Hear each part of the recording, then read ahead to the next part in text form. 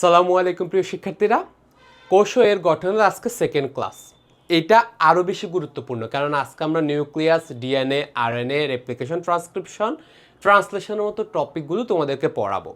গতকালকে ভাইয়া যা শিখিয়ে দিয়েছি, যেভাবে শিখিয়ে দিয়েছি ততটুকু যদি পড়ে দেখো তাহলে কিন্তু তোমার একটা সৃজনশীল কমন পড়ার সম্ভাবনা আছে। তবে বেশিরভাগ ক্ষেত্রে দেখা যায় ওরা মিক্স করতে পারে। সো আমাদেরকে এই টপিকটা আজকে সেকেন্ড ক্লাসটা ভালো করে পড়তে হবে। নিয়ম অনুসারে ভাইয়া তোমাদেরকে প্রত্যেকবার যেভাবে বলি আমরা কিভাবে বইটা পড়বো, প্রথমে ভাইয়া সাজেশনে যে ক খ গ গগুলো দেওয়া আছে সেগুলো একটা পড়ে আইডিয়া নিতে পারো ভাইয়ার সাথে সাথে। যেমন আজকে আমাদের প্রশ্ন শুরু হবে এই জায়গা থেকে, গতকালকে যেখানে শেষ হলো। তাহলে নিউক্লিয়াস কাকে বলে? প্রশ্ন। সিনোসাইট, সিনসাইটিয়াম কি? সবগুলোর উত্তর কিন্তু তোমাদেরকে দেওয়া হবে পিডিএফে। সো ভাইয়া কিন্তু এগুলোর পিডিএফ দিয়ে দিব তোমাদেরকে উত্তর। সো ওগুলো তোমরা একটু পড়ে নিও, ঠিক আছে? তেমনিভাবে ক্ষয়ের উত্তরগুলো আমরা করছি, তবে ভাইয়া প্রশ্নগুলো দিয়েছি। ভাইয়ার পরামর্শ থাকবে তোমরা একটু বইটা পড়ে উত্তরগুলো বের করো, যেভাবে ভাইয়া তোমাদেরকে দেখাইছি ওই টপিকগুলো পড়ে একটু উত্তরগুলো লেখো। এটা আবার একটু হেল্প করবে তোমাদেরকে বেশি। ওকে, তাহলে নিউক্লিও লাস কি? প্রশ্নগুলো মাথার মধ্যে ঘাতো কেন? যাতে আমরা বইটা যখন দেখব তখন আমরা বুঝতে পারি যে আমরা কি কি পড়বো। ক্রোমাটিন তন্তু কি? হেতেরো এবং ইউরোক্রোমাটিন এগুলো কি? এগুলো প্রশ্ন আসতে পারে। ক্রোমোজোম কাকে বলে? Chromatid, chromonema, chromomere, telomere, set chromosome. Nucleic acid কাকে বলে? এটা খুব গুরুত্বপূর্ণ প্রশ্ন। নিউক্লিওটাইড কি? ফিউরিন কি? পাইরিমিডিন কি হতে পারে? ডিএনএ কাকে বলে? আরএনএ কাকে বলে? এমআরএনএ কাকে বলে? এগুলো খুব কমন প্রশ্ন, সো এগুলো জানবা, অবশ্যই না জানার কোনো কারণ নেই। এর পরবর্তীতে আরএনএ কাকে বলে? টিআরএনএ কাকে বলে? জিআরএনএ কাকে বলে? হ্যাঁ, তাহলে ট্রান্সফার আরএনএ এইটা হচ্ছে রাইবোজোমাল আরএনএ, এটা হচ্ছে জেনেটিক আরএনএ। তাহলে আরএনএ এর ক্লাসিফিকেশনগুলো পড়াটা খুব গুরুত্বপূর্ণ আমাদের জন্য। এরপরে ডিএনএ রেপ্লিকেশন কাকে বলে? অর্ধ সংরক্ষণশীল অনুলিপন কি বা বলতে কি বোঝায়? এটা ক্ষতে আসতে পারে। রেপ্লিকেশন ফর্ক কি? ওকাজাকি খণ্ড কি? ট্রান্সক্রিপশন কি? What is promoter? প্রোমোটার কি? স্প্লাইসিং কি? ট্রান্সলেশন কি? কোডন, এন্টিকোডন কি? সমভূমি কোডন বা ননসেন্স কোডন বা স্টপ কোডন কি? জিন, লিঙ্ক জিন কে? জিন কি? এটা খুব ইম্পর্টেন্ট প্রশ্ন। সিস্ট্রন কি? সেন্ট্রাল ডগমা কি? হরমোনাল, এটা লাগবে না তোমাদের। তারপর হচ্ছে জেনেটিক কোডন কি? সেন্ট্রোস্পিয়ার কি? স্যাটেলাইট কি? নিউক্লিওসাইট কি? প্রত্যেকটি পিডিএফ যতগুলো কন্টেন্ট দিয়েছি সবগুলো তোমরা কোথায় পাবা? আমাদের কোর্সের ওয়েবসাইটে। প্রথমে তোমরা ওয়েবসাইটে চলে আসবা। ওয়েবসাইটে চলে আসার পরে আমাদের যে নতুন ব্যাচ এইটা, এই যে প্রজেক্ট জিপিএফআই বায়োলজি, সেখানেই তোমরা এইখানে আমরা রুটিন দিয়ে দিয়েছি। সো রুটিন অনুযায়ী আমরা ক্লাসগুলো আপলোড দিচ্ছি। সেই অনুযায়ী তোমরা অধ্যায়ভিত্তিক ক্লাসে, গত ক্লাসে CQ analysis class, CQ solve class, এখানে ক্লাসটা অ্যাড হবে আবার নতুন করে। পিডিএফগুলো আমি এখানে অ্যাড করে দিব। এই প্র্যাকটিস পিডিএফে দিব এমসিকিউ আর সিকিউগুলো, আর সুপার সাজেশনের মধ্যে মেনলি এই সিকিউ আর এমসিকিউর পিডিএফগুলো অ্যাড করে দিব, যেগুলো তোমাদেরকে একটু আগে দেখাচ্ছি প্রশ্নগুলো। এবং যে কন্টেন্টগুলো, উত্তরগুলো আমি পড়াচ্ছি সেগুলো এখানে পাবা, অথবা এখানে পাবা অধ্যায়ের সাথে সাথে। হ্যাঁ, এই অধ্যায়ের এখানেই পিডিএফটা যুক্ত হয়ে যাবে, যে উত্তরমালা দেখাবো সবগুলো এখানে যুক্ত হয়ে যাবে। তাহলে আর পরীক্ষা এটা যখন শেষ হয়ে যাবে কালকে অধ্যায়টি, তোমাদের কিন্তু একটা সিকিউ আর একটা এমসিকিউ পরীক্ষা আছে। সো সিকিউ পরীক্ষাটি তোমাদের দুটো ক্লাস, আজকে সিকিউর সাজেশন শেষ হয়ে যাওয়ার পরে তোমরা সিকিউ পরীক্ষাটার প্রশ্ন পাবা এবং তোমরা ভাইয়াকে সাবমিট করবা, কেননা ভাইয়া এটার উপর একটা রিভিউ ভিডিও বানাবো।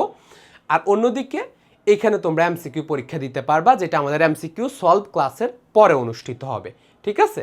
যারা রুটিন বুঝতেছো না বা ক্লাস কীভাবে হবে সেটা বুঝতেছো না, তোমাদেরকে ভাইয়া দেখিয়ে দিচ্ছি ক্লাস এই শিডিউল অনুযায়ী হবে। তাহলে কোষের গঠন থাকবে, সিকিউ অ্যানালাইসিস ক্লাস চলবে, সলভ ক্লাস 1, সলভ ক্লাস 2 যেটাতে ভাইয়া প্রশ্নগুলোর উত্তর শিখাবো, আর এমসিকিউ সলভে এমসিকিউগুলো পড়িয়ে দিব। ওকে, এরপরে তোমরা সিকিউ ক্লাসগুলোর পরে একটা সিকিউ পরীক্ষার, এমসিকিউর পরে এমসিকিউ পরীক্ষা দিবা।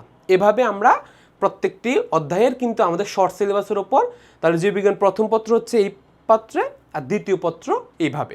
তাহলে আমাদের অল্প কয়েকদিন, 20-25 দিন ক্লাসগুলো করলেই হবে, এবং এর পাশাপাশি 2 মাস প্র্যাকটিস করলে, মোটামুটি 2 মাস যদি আমরা সুন্দর করে কভার করতে পারি তাহলে আমাদের জীববিজ্ঞানের প্রিপারেশনটা কমপ্লিট হয়ে যাবে, ঠিক আছে? তাহলে মোট কথা হলো ভাইয়া, সব কিছু তোমাদের অ্যাপ এবং ওয়েবসাইট, পিডিএফগুলো কালেক্ট করে সুন্দর করে বুঝে না নিলে কিন্তু কিছুই বুঝবা না। এই জন্য সবগুলো কালেক্ট করে নিয়ে সুন্দর করে পড়াশোনা শুরু করবা, তাহলেই তোমাদের কাজ হবে। এরপর আসো ভাইয়া ক্ষয়ে যে প্রশ্নগুলো আমাদের আসতে পারে সম্ভাব্য, তার মধ্যে ইম্পর্টেন্ট হলো নিউক্লিয়াসকে কোষের প্রাণকেন্দ্র বলা হয় কেন, সেক্স ক্রোমোজোম বলতে কি বোঝায়, কোষ বিভাজনে ক্রোমোজোমের ভূমিকা, ক্রোমোজোমকে কেন বংশগতির বাহক গ্রাহক বলা হয় ইত্যাদি, নিউক্লিওসাইড ও নিউক্লিওটাইড বলতে কি বুঝো, ডিএনএ এর রাসায়নিক গঠন, আরএনএ এর রাসায়নিক গঠন, ট্রিপলেট কোডন বলতে কি বুঝো, অর্ধ সংরক্ষণশীল অনুলিপন বলতে কি বুঝো, বংশগত বস্তু হিসেবে ডিএনএ এর মডেল গ্লোবাল লিফ মডেল একবার আসা প্রশ্ন, এমআরএনএ চূড়ান্তকরণ বলতে কি বুঝো, ট্রান্সক্রিপশন কি, ট্রান্সলেশন কি বলতে কি বুঝো, একই প্রশ্ন, অপেরন বলতে কি বুঝো, জেনেটিক কোড বলতে কি বুঝো, জেনেটিক কোডকে দ্ব্যর্থহীন এবং জেনেটিক কোডকে ট্রিপলেট বলা হয় কেন। কিছু কিছু তুলনা তোমাকে জেনে রাখতে হবে, যেমন আদিকোষ আর প্রকৃত কোষ, এটা আমরা বলে দিয়েছি, সবগুলো তোমাদেরকে বলে দিয়েছি। দেহকোষ, জননকোষ, মধ্য পর্দা, প্রাথমিক কোষ প্রাচীর, সেকেন্ডারি কোষ প্রাচীর, প্রোটোপ্লাজম, সাইটোপ্লাজম, তারপর হচ্ছে আমাদের রাফ এন্ডোপ্লাজমিক রেটিকুলাম এবং smooth endoplasmic reticulum, leucoplast, chromoplast, chloroplast, এগুলো সম্পর্কে জানা। সেন্ট্রোসোম কি আর সেন্ট্রোমিয়ার, এই দুটোর মধ্যে পার্থক্যটা কোন থাকে, সেন্ট্রোল এবং সেন্ট্রোমিয়ারের কোথায়, সাইটোপ্লাজম এবং নিউক্লিওপ্লাজম, নিউক্লিয়াস ও নিউক্লিওলাস, হেটেরোক্রোমাটিন ও ইউক্রোমাটিন, মাইটোকন্ড্রিয়া ও প্লাস্টিড ইত্যাদি, ribosome, lysosome, centromere, chromomere, DNA এবং আরএনএ যেটা আমরা পড়াবই, এমআরএনএ, টিআরএনএ, আরএনএ গুলো, রেপ্লিকেশন আর ট্রান্সক্রিপশন, ট্রান্সক্রিপশন ও ট্রান্সলেশন। খুব চমৎকার করেই কিন্তু আমরা মাথায় এখন আইডিয়া নিয়ে নিয়েছি কী ধরনের প্রশ্ন আসতে পারে। গ এবং ঘয়ে যে টপিকগুলো ভাইয়া প্রথম ক্লাসে দেখিয়েছি সেগুলোই তোমাদেরকে ধরতে পারে, যেটা নিয়ে আমরা মেনলি কথা বলবো। এর মধ্যে থাকবে আমাদের নিউক্লিয়াসের গঠন, থাকবে ডিএনএ এর গঠন, ওয়াটসন ক্রিক মডেল, ডিএনএ এর গুরুত্ব, গ্লোবাল লিফ মডেল, আরএনএ এর গঠন, তারপর হচ্ছে আরএনএ এর গুরুত্ব এটা এমনিতেই জানা যায়, সো এটা বাদ, রেপ্লিকেশন, ট্রান্সক্রিপশন, ট্রান্সলেশন, এই প্রসেসগুলো, এগুলোই আমাদের ঘয়ের প্রশ্নে দিবে বেশি বেশি, ঘ দুটোতেই দিতে পারে। সো আমরা ওই প্রসেসগুলো ভালো করে জানবো। উত্তর দেখে ফেলি কয়েকটা, যে আমরা আসলে উত্তরগুলো কোন জায়গাটাতে পড়বো। এমনিতে তো ক্ষয়ের উত্তরগুলো তো রেগুলার পাচ্ছই, তার পাশাপাশি বইয়ের মধ্যেও কী কী জিনিস আমাদেরকে পড়তে হবে সেটা একটু আমরা জেনে রাখি, আমাদের এমসিকিউতে হেল্প হবে অনেক। প্রথমে নিউক্লিয়াস, দাগানো বইটার পিডিএফ পেয়ে যাবা, সো এখান থেকে পড়লে সহজে বোঝা যায়। নিউক্লিয়াসকে কোষের কী কী বলা হয়, এটা এমসিকিউতে আসে বা নানা জায়গায় আসে। কেন বলা হয় সেটা মাঝে মাঝে বলতে পারে, যে এটা কেন বলা হয়, তাই না? তাহলে এটা কেন বলা হবে, আমরা নিউক্লিয়াসের কাজ ধরলেই বুঝতে পারবো যে নিউক্লিয়াসের মধ্যেই কোষের সকল কার্যক্রমের যে উপাদানগুলো, ডিএনএ স্পেশালি, তাহলে এইটা পাশাপাশি গুরুত্বপূর্ণ যে উপাদানগুলো, যেমন প্রক্রিয়াগুলো, যেমন ট্রান্সক্রিপশন, তারপরে রেপ্লিকেশন প্রসেসগুলো সহ, অর্থাৎ কোষের জীবন ধারণের জন্য যে কার্যাবলী পরিচালনার জন্য যে কোডগুলো প্রয়োজন, যে নিয়মগুলো প্রয়োজন, সেগুলো কিন্তু নিউক্লিয়াসের মধ্যে থাকে। ও এখান থেকেই সব কিছু কন্ট্রোল করে। এই জন্য যেটা আমাদের ব্রেনের মতো, ওইটাকে কোষের মস্তিষ্ক প্রাণকেন্দ্র, কেন্দ্রিকা বলে, যেটা আমরা সামনে আসছে। নিউক্লিয়াস কোথায় থাকে কোথায় থাকে না, কিছু কিছু কোষ আছে যেগুলোতে নিউক্লিয়াস থাকে না, সেটা জানবা। যেমন সিপ কোষ, মানুষের লোহিত রক্তকণিকা ইত্যাদিতে পরিণত অবস্থায় নিউক্লিয়াস থাকে না। What is coenocyte, what is সিনসাইট্রিয়াম, এরকম মাঝে মাঝে জিজ্ঞেস করে। সিনোসাইট হলো বহু গঠন বিশিষ্ট নিউক্লিয়াস, তাহলে বহু নিউক্লিয়াস বিশিষ্ট একটা কোষ, এটাকে বলা হয় সিনোসাইট। উদ্ভিদ কোষ, এটাকে বলা হয় সিনোসাইট। যেমন বাউচেরিয়া, বোট্রিডিয়াম, আমাদের হচ্ছে এগুলো হচ্ছে শৈবালা ছত্রাকে সাধারণত এটা দেখা যায়। আবার সিনসাইট্রিয়াম বা প্লাজমোডিয়াম নামে একটা কথা আছে। প্লাজমোডিয়াম হচ্ছে বহু নিউক্লিয়াস বিশিষ্ট প্রাণী কোষ, যেমন আমাদের হেপাটিক সেল। তাহলে এ দুটো জিনিস আমাদের মনে রাখতে হবে, সিনসাইট্রিয়াম আর সিনোসাইট। ওকে, এটা পড়বা। রাসায়নিক গঠনগুলো পড়বা, কি কি আছে, কাজগুলো পড়তে পারো। এটা বলবা যে কেন এটাকে এটা বলবা যে জৈবিক কাজ নিয়ন্ত্রণ করে, বৈশিষ্ট্য রক্ষা পায় ইত্যাদি ইত্যাদি বলবা। কোষের ডিএনএ অনুলিপি নির্দেশ প্রদান করে, প্রোটিন সংশ্লেষণে নির্দেশ প্রদান করে, যেগুলো আমি ক্ষতে বলেছি।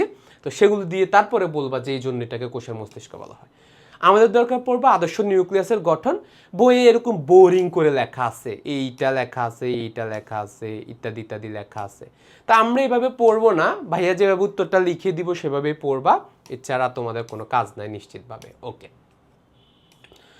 পরবর্তীতে বাকি টপিকগুলো ভাইয়া ধরিয়েছি, সবগুলোই ভাইয়া দিয়ে দিচ্ছি। সো এত তোমাদের আর কোনো ঝামেলা হবে না। এটা পড়বা যে কোষীয় নির্জীব বস্তুগুলো, এগুলোতে মাঝে মাঝে এমসিকিউ আসে যে সঞ্চিত পদার্থ কী কী, আমাদের খাদ্য প্রয়োজনীয় উপাদানগুলো, কার্বোহাইড্রেট, প্রোটিন, লিপিড ইত্যাদি মেনলি সঞ্চিত পদার্থ হিসেবে থাকে। নিঃসৃত পদার্থ কী কী, রঙগুলো হতে পারে পিগমেন্ট, এনজাইম, হরমোন, নেকটার ইত্যাদি। হ্যাঁ, ওকে। বর্জ্য পদার্থের ক্ষেত্রে এই প্রশ্নগুলো বারবার বলছি যে প্রধান খনিজ ক্রিস্টাল হলো ক্যালসিয়াম অক্সালেট, এগুলো কয়েকবার পড়ানো হয়ে গেছে, তো তোমরা ওইটা শেষ করে ফেলবা। ওকে, এরপরে আমরা সামনে যেতে থাকি এই যে ক্রোমোজোম। তাহলে ক্রোমোজোম কি, এটা প্রশ্ন আসতে পারে যে হোয়াট ইজ ক্রোমোজোম। ক্রোমোজোম কি? কোষ তো নিউক্লিয়াসের মধ্যে অনুলিপন ক্ষমতা সম্পন্ন রং ধারণকারী নিউক্লিওপ্রোটিন দ্বারা বংশগতি উপাদান, মিউটেশন প্রকরণ ইত্যাদি কাজে ভূমিকা পালন করে, তাকে বলা হয় ক্রোমোজোম। এটা জানবা বা পড়তে হবে, লিখতে হবে, এগুলোর উত্তরগুলো রেডি করে ফেলবা, তাহলে পরীক্ষায় সাই করে দিয়ে ফেলতে পারবা। ওকে, তাহলে এই যে ক্রোমোজোম, ক্রোমাটিন ইত্যাদি পড়লা। এই চারটা অনেক সময় আমরা দিই ভাইয়া, এখানে যেগুলো দাগানো আছে শুধুমাত্র সেগুলো জেনে যাওয়া তোমাদের জন্য ভালো। এগুলো এমসিকিউর জন্য, স্পেশালি গমের 42 সেটা জানতে হবে, গোল আলু জানবা, পাট জানবা, জব জানবা। মানুষের না জানলে তো পরীক্ষায় ফেল। সো আমরা মানুষ তো 46, সেটা তো সবাই জানো। গরু এবং ছাগল উভয়ই 60, এইটা জানবা। গোলকৃমি 2, হাইড্রা 32, এটা কিন্তু ওই বইয়ে নাই, জীববিজ্ঞান দ্বিতীয় পত্রে নাই, প্রথম পত্রেই আছে হাইড্রা 32, এটা অনেকেই খুঁজে পায় না, সো এটা এখান থেকে খুঁজে পাবা। ঠিক আছে, ওকে। এগুলো তোমাদের এই বইটা দেখে দেখে তোমরা এটা পড়বা, এটা তোমাদের এমসিকিউতে লাগবে। একটা ক্রোমোজোমের ভৌত গঠনে যে সংজ্ঞাগুলো মেনলি জিজ্ঞেস করে যে হোয়াট ইজ ক্রোমাটিন, এরকম করে জিজ্ঞাসা করতে পারে যে ক্রোমোজোম। তাহলে ক্রোমাটিন কি জিনিস? ক্রোমাটিন হচ্ছে ক্রোমোজোমের সূত্রাকার রঙিন দেহ, তবে এইটার মধ্যে হিস্টোন প্রোটিন এর সাথে যুক্ত হইলে কিন্তু নিউক্লিওসোম হয়ে যায়। তাহলে আমরা সহজ করে বলতে চাইলে এটা হচ্ছে ক্রোমাটিন হচ্ছে মূল সূত্রাকার দেহটা, এটাকে বলে ক্রোমাটিন। ওকে, পরবর্তীতে আসি হেটেরোক্রোমাটিন কি, ইউক্রোমাটিন কি। এই দুটো সংজ্ঞা কিন্তু আমি ওই সময় বলেছি। তাহলে এইটা হেটেরোক্রোমাটিন কি, ইউক্রোমাটিন কি। তাহলে হেটেরোক্রোমাটিন এর অর্থ হলো ক্রোমাটিনের যে অংশ অধিক কুণ্ডলিত এবং যেখানে কার্যকর ডিএনএ থাকে না, নিষ্ক্রিয় বা জাঙ্ক ডিএনএ থাকে, অর্থাৎ এটা আসলে ট্রান্সক্রিপশনে ভূমিকা নেয় না, বা এটার মধ্যে কোনো genetic special usable genetic code থাকে না, এগুলো এটা। তাহলে এটা হচ্ছে হেটেরোক্রোমাটিন। আর যেটা সক্রিয় ডিএনএ ধারণ করে, কম পেঁচানো থাকে, সেটাই হচ্ছে আমাদের ইউক্রোমাটিন। এ দুটো আমরা জেনে রাখবো।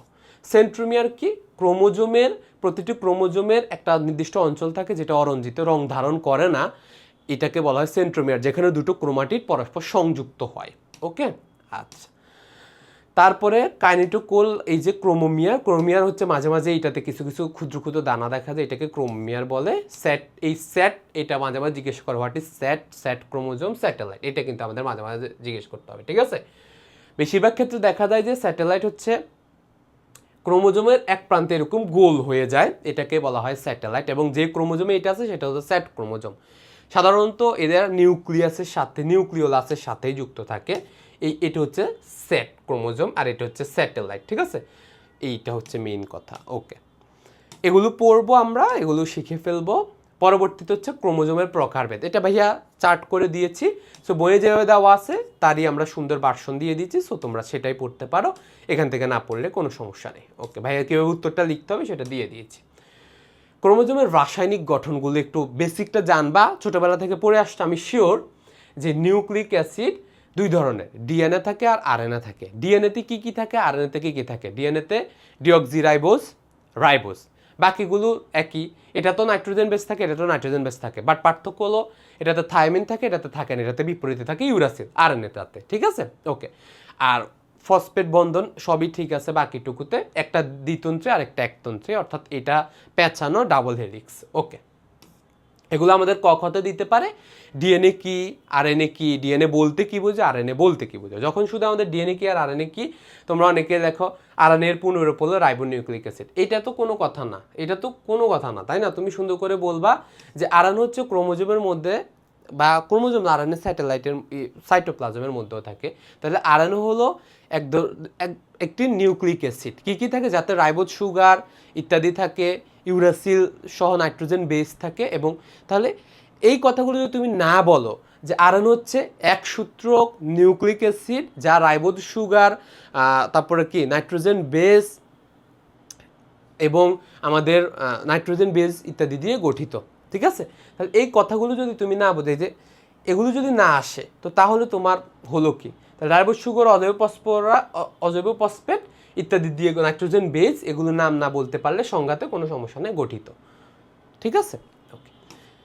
এবার আসো পরবর্তীতে আমরা চলে যাই ক্রোমোজোমের রাসায়নিক গঠন, যেটা এইটাই হচ্ছে আমাদের মূল সামারি আর কি, যে ক্রোমোজোমের মধ্যে কি কি টাইপ হতে পারে। ক্রোমোজোমের মধ্যে নিউক্লিক অ্যাসিড থাকে, প্রোটিন থাকে, হিস্টোন নন হিস্টোন টাইপ, ধাতব আয়ন থাকে কিছু, এনজাইম থাকে কিছু, ডিএনএ পলিমারেজ, আরএনএ পলিমারেজ, যেগুলো আমাদের বিভিন্ন কাজে লাগে। ক্রোমোজোমের গুরুত্ব আর বলার অপেক্ষা রাখে না, একই জিনিস বারবার আসবে, বংশগতি বংশগতি বংশগতি ইত্যাদি ইত্যাদি। ওকে, নিউক্লিক অ্যাসিড এটা জানলা, নিউক্লিক অ্যাসিড কি, কাকে বলে, এরপর ডিটেলস এগুলো জানা লাগবে না। এগুলোতে শুধু পিউরিন ক্ষারক কোনগুলো, পাইরোমিডিন ক্ষারক কোনগুলো। তাহলে পিউরিন ক্ষারক অ্যাডিনিন, গুয়ানিন, পাইরিমিডিন, তারপরে কি সাইটোনিন, সাইটোসিন, থায়ামিন, ইউরাসিন ইত্যাদি, এগুলো জানতে হবে তোমাদেরকে। নিউক্লিওসাইড কি, নিউক্লিওটাইড কি, এই কথাগুলো, এর বাইরে আর তোমাদের দরকার নেই, ঠিক আছে। এরপরে আমাদের চলে আসবে ডিএনএর গঠন, এই ওয়াটসন ও ক্রিকের মডেলটা, এটার বর্ণনা, যেটা আমরা একটু পরে দেখাচ্ছি তোমাদেরকে। সব ভাইয়া এগুলো আর দেখাচ্ছি না, একই জিনিস ভাইয়া আবার দেখাবো রিপিট করে করে প্রত্যেকটা ডিটেলসে, যে আমাদের আসলে কিভাবে উত্তরটা লেখা উচিত হবে। ওকে, সো আমরা আর এটাতে দেখাচ্ছি না, ডিএনএর কাজও এখানে আছে আমাদের কাছে। ওকে, এবার আসো এরপরে আরএনএ নিয়ে কথা হতে পারে। তোমরা যেটা পড়বা আরএনএ এর বিভিন্ন টাইপগুলো, হ্যাঁ, আরএনএ এর বিভিন্ন টাইপ, টিআরএনএ মানে কি, এমআরএনএ মানে কি, জিআরএনএ মানে কি, আরআরএনএ মানে কি, আর মাইনর আরএনএ মানে কি, 5 টাইপেরই আছে। এই 5 টাইপেরটা পড়বা, তোমাদের এইটা কাজ, যেটা আমরা কাজে পাবো। কি কি কাজে পাবো সেটা তোমরা সহজে এখানে বুঝতে পারবা, ঠিক আছে। যে রাইবোজোমে অবদান রাখে, তাহলে আরআরএনএ, রাইবোজোমাল আরএনএ, বংশগতি আরএনএ বা জিআরএনএ, কিছু কিছু ভাইরাস ব্যাকটেরিয়ার ক্ষেত্রে, এই স্পেশালি ভাইরাসের জন্য আরএনএ ভাইরাস আছে, ডিএনএ ভাইরাস আছে, ওর জন্য জেনেটিক উপাদান হচ্ছে আরএনএ, যেটা ডিএনএ হয় সাধারণত। টিআরএনএ ট্রান্সফার করে অ্যামাইনো অ্যাসিডকে, তারপর মেসেঞ্জার আরএনএ ট্রান্সক্রিপশনের পর মেসেজটা বহন করে নিয়ে যায়, তাই না, কোডটাকে নিয়ে যায়, এটাই বলবা।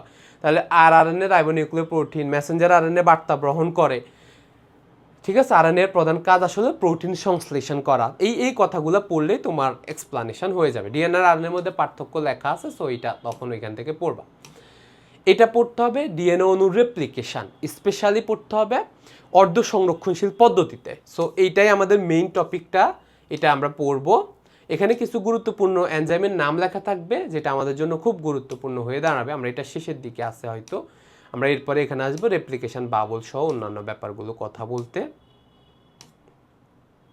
এই যে এই চার্টটা তোমাদেরকে মুখস্থ করতে হবে, শুধুমাত্র এই চার্টটা তোমাদেরকে ভালো করে মুখস্থ করতে হবে। কি চার্ট সেটা হলো ট্রপোআইসোমারেজ, এর কাজ হলো এটা যাতে অধিক পরিমাণে না পেঁচায় এরকম।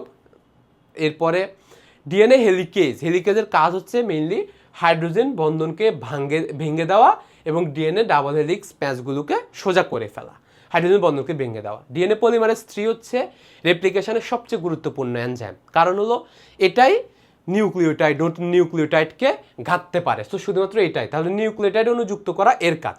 সেকেন্ড, এটা আরেকটা গুরুত্বপূর্ণ কাজ করে, সেটা হলো প্রুফ রিডিং, মিসম্যাচ হয়ে গেলে ও প্রুফ রিডিং করে, এটাই আমাদের গুরুত্বপূর্ণ।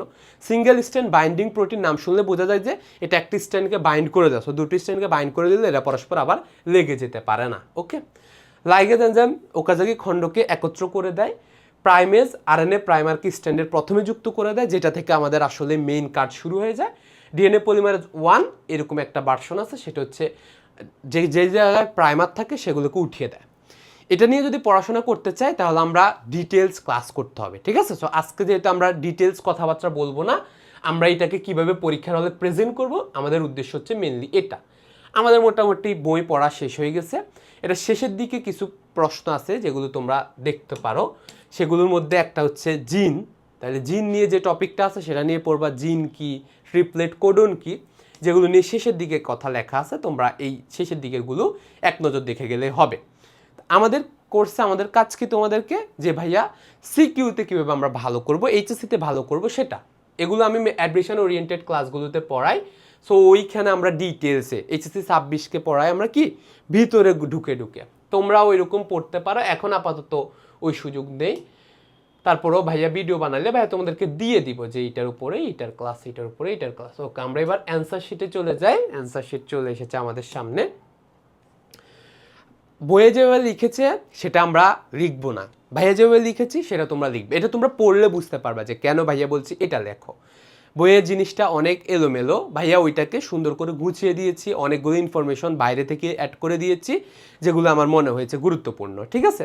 সো প্রত্যেকটা লাইন বাই লাইন ভাইয়া এখানে রিভিউ করে করে করে করে তোমাদেরকে এটা বানাই দিচ্ছি, যাতে গুরুত্বপূর্ণ সুন্দর শব্দগুলো তোমাদের পরীক্ষার খাতার মধ্যে ফুটে আসে এবং খুব অল্প সময়ের মধ্যে। চলো ক্লাসটা শুরু করি। এখানে একটি আদর্শ নিউক্লিয়াসের গঠন আমাদের বলতেই পারে যে নিউক্লিয়াসের গঠনটা বর্ণনা করো চিত্রসহ। সো আমরা বলবো এবং হিন্টস কি দিবে যে এটা যে নিউক্লিয়াস, কোষের কেন্দ্রিকা, কোষের মস্তিষ্ক ইত্যাদি ইত্যাদি কথা বলবে। ওকে, তাহলে কোষ বিভাজনের ইন্টারফেস দশায় অণুবীক্ষণ যন্ত্রের নিউক্লিয়াসের প্রধানত 4টি অংশ দেখা যায়। 1 নিউক্লিয়ার আবরণী, 2 নিউক্লিওপ্লাজম, 3 নিউক্লিওলাস এবং 4 ক্রোমাটিন তন্তু বা নিউক্লিয়ার রেটিকুলাম। ভাইয়া যেভাবে প্রেজেন্ট করেছি ঠিক এভাবে লিখবা, তাহলে টিচার বুঝতে পারবে হ্যাঁ 4টা পয়েন্ট তুমি লিখেছো এবং দেখতে সুন্দর লাগবে। ঠিক আছে, ভাইয়া যদি এগুলোকে ছোট করে দিই, দেখছো কতটা ক্লিন দেখা যায়, একদম পুরো ক্লিন। ভাইয়া বড় করে দেখাতে অতটা ক্লিন লেখা যায় না, কিন্তু তুমি তোমার খাতায় লিখলে একদম ক্লিন দেখা যাবে। ওকে, অনেক সুন্দর লাগবে দেখতে। এবার আসো নিউক্লিয়ার আবরণী। নিউক্লিয়ার আবরণীর ক্ষেত্রে কি কি শব্দ বলতে হবে? সজীব অর্ধবৃত্ত লিপিবর্ণ নির্মিত একটি দ্বিস্তরী আবরণ, এই কথাটাই বলবা যে এটা একটা দ্বিস্তরী ইউনিট মেমব্রেন, এই কথাটা প্রথমে বলবা। এবার তুমি যতটুকু মুখস্থ করতে পারবা, যতটুকু বলেছি সেভাবে প্রেজেন্ট করবা। তুমি যে শব্দগুলো মুখস্থ করতে পারো শুধুমাত্র সেগুলো দিবা, সমস্যা নেই। এটার বাইরে অনেকগুলো ছিদ্র থাকে, এটাকে নিউক্লিয়ার রন্ধ্র বলে। দেখতে মনে হয় অনেক বড়, তাই না? কিন্তু আসলে কথাগুলো অনেক ছোট ছোট কাজ। প্রতিটি রন্ধ্রে 8টি প্রোটিন গ্র্যানিউল থাকে, যেটা কি কাজ করে? সংকোচন প্রসারণ নিয়ন্ত্রণ করে। আর একটা বড় ট্রান্সপোর্টার প্রোটিন থাকে, দুটো আমি হাইলাইট করে দিয়েছি। তাহলে 8টি প্রোটিন গ্র্যানিউল, তুমি শুধু এই শব্দগুলো মুখস্থ করলেই হবে যে দ্বিস্তরী ইউনিট মেমব্রেন, নিউক্লিয়ার রন্ধ্র। কি কি বলবো, না হলে পরীক্ষায় মনে থাকবে না যে আমি কি কি বলবো। উত্তরগুলো রেডি না করলে মনে থাকবে না যে আমি কি কি বলবো। ঠিক আছে, তাহলে এটা বলবা। ট্রান্সপোর্টার প্রোটিন থাকে। ওকে, আশা করি বুঝাইতে পেরেছি। এর বহিঃস্তরে রাইবোজোম এন্ডোপ্লাজমিক রেটিকুলাম যুক্ত থাকে। কাজ বলে দিয়েছি ভাইয়া, তাহলে দেখতে অনেক সুন্দর লাগে। দুটো কাজ, একটি নিউক্লিয়াসের নির্দিষ্ট আকৃতি প্রদান, নিউক্লিয়াসের মধ্যস্থ অংশকে রক্ষা করা। এটাই তো একটা পর্দার মেইন কাজ। আরও কিছু কাজ আছে আদান প্রদান সহ অন্যান্য, আপাতত ভাইয়া ওইটা অ্যাভয়েড করে দিয়েছি, তোমাদের জন্য এত বেশি লেখা সম্ভব হয় না।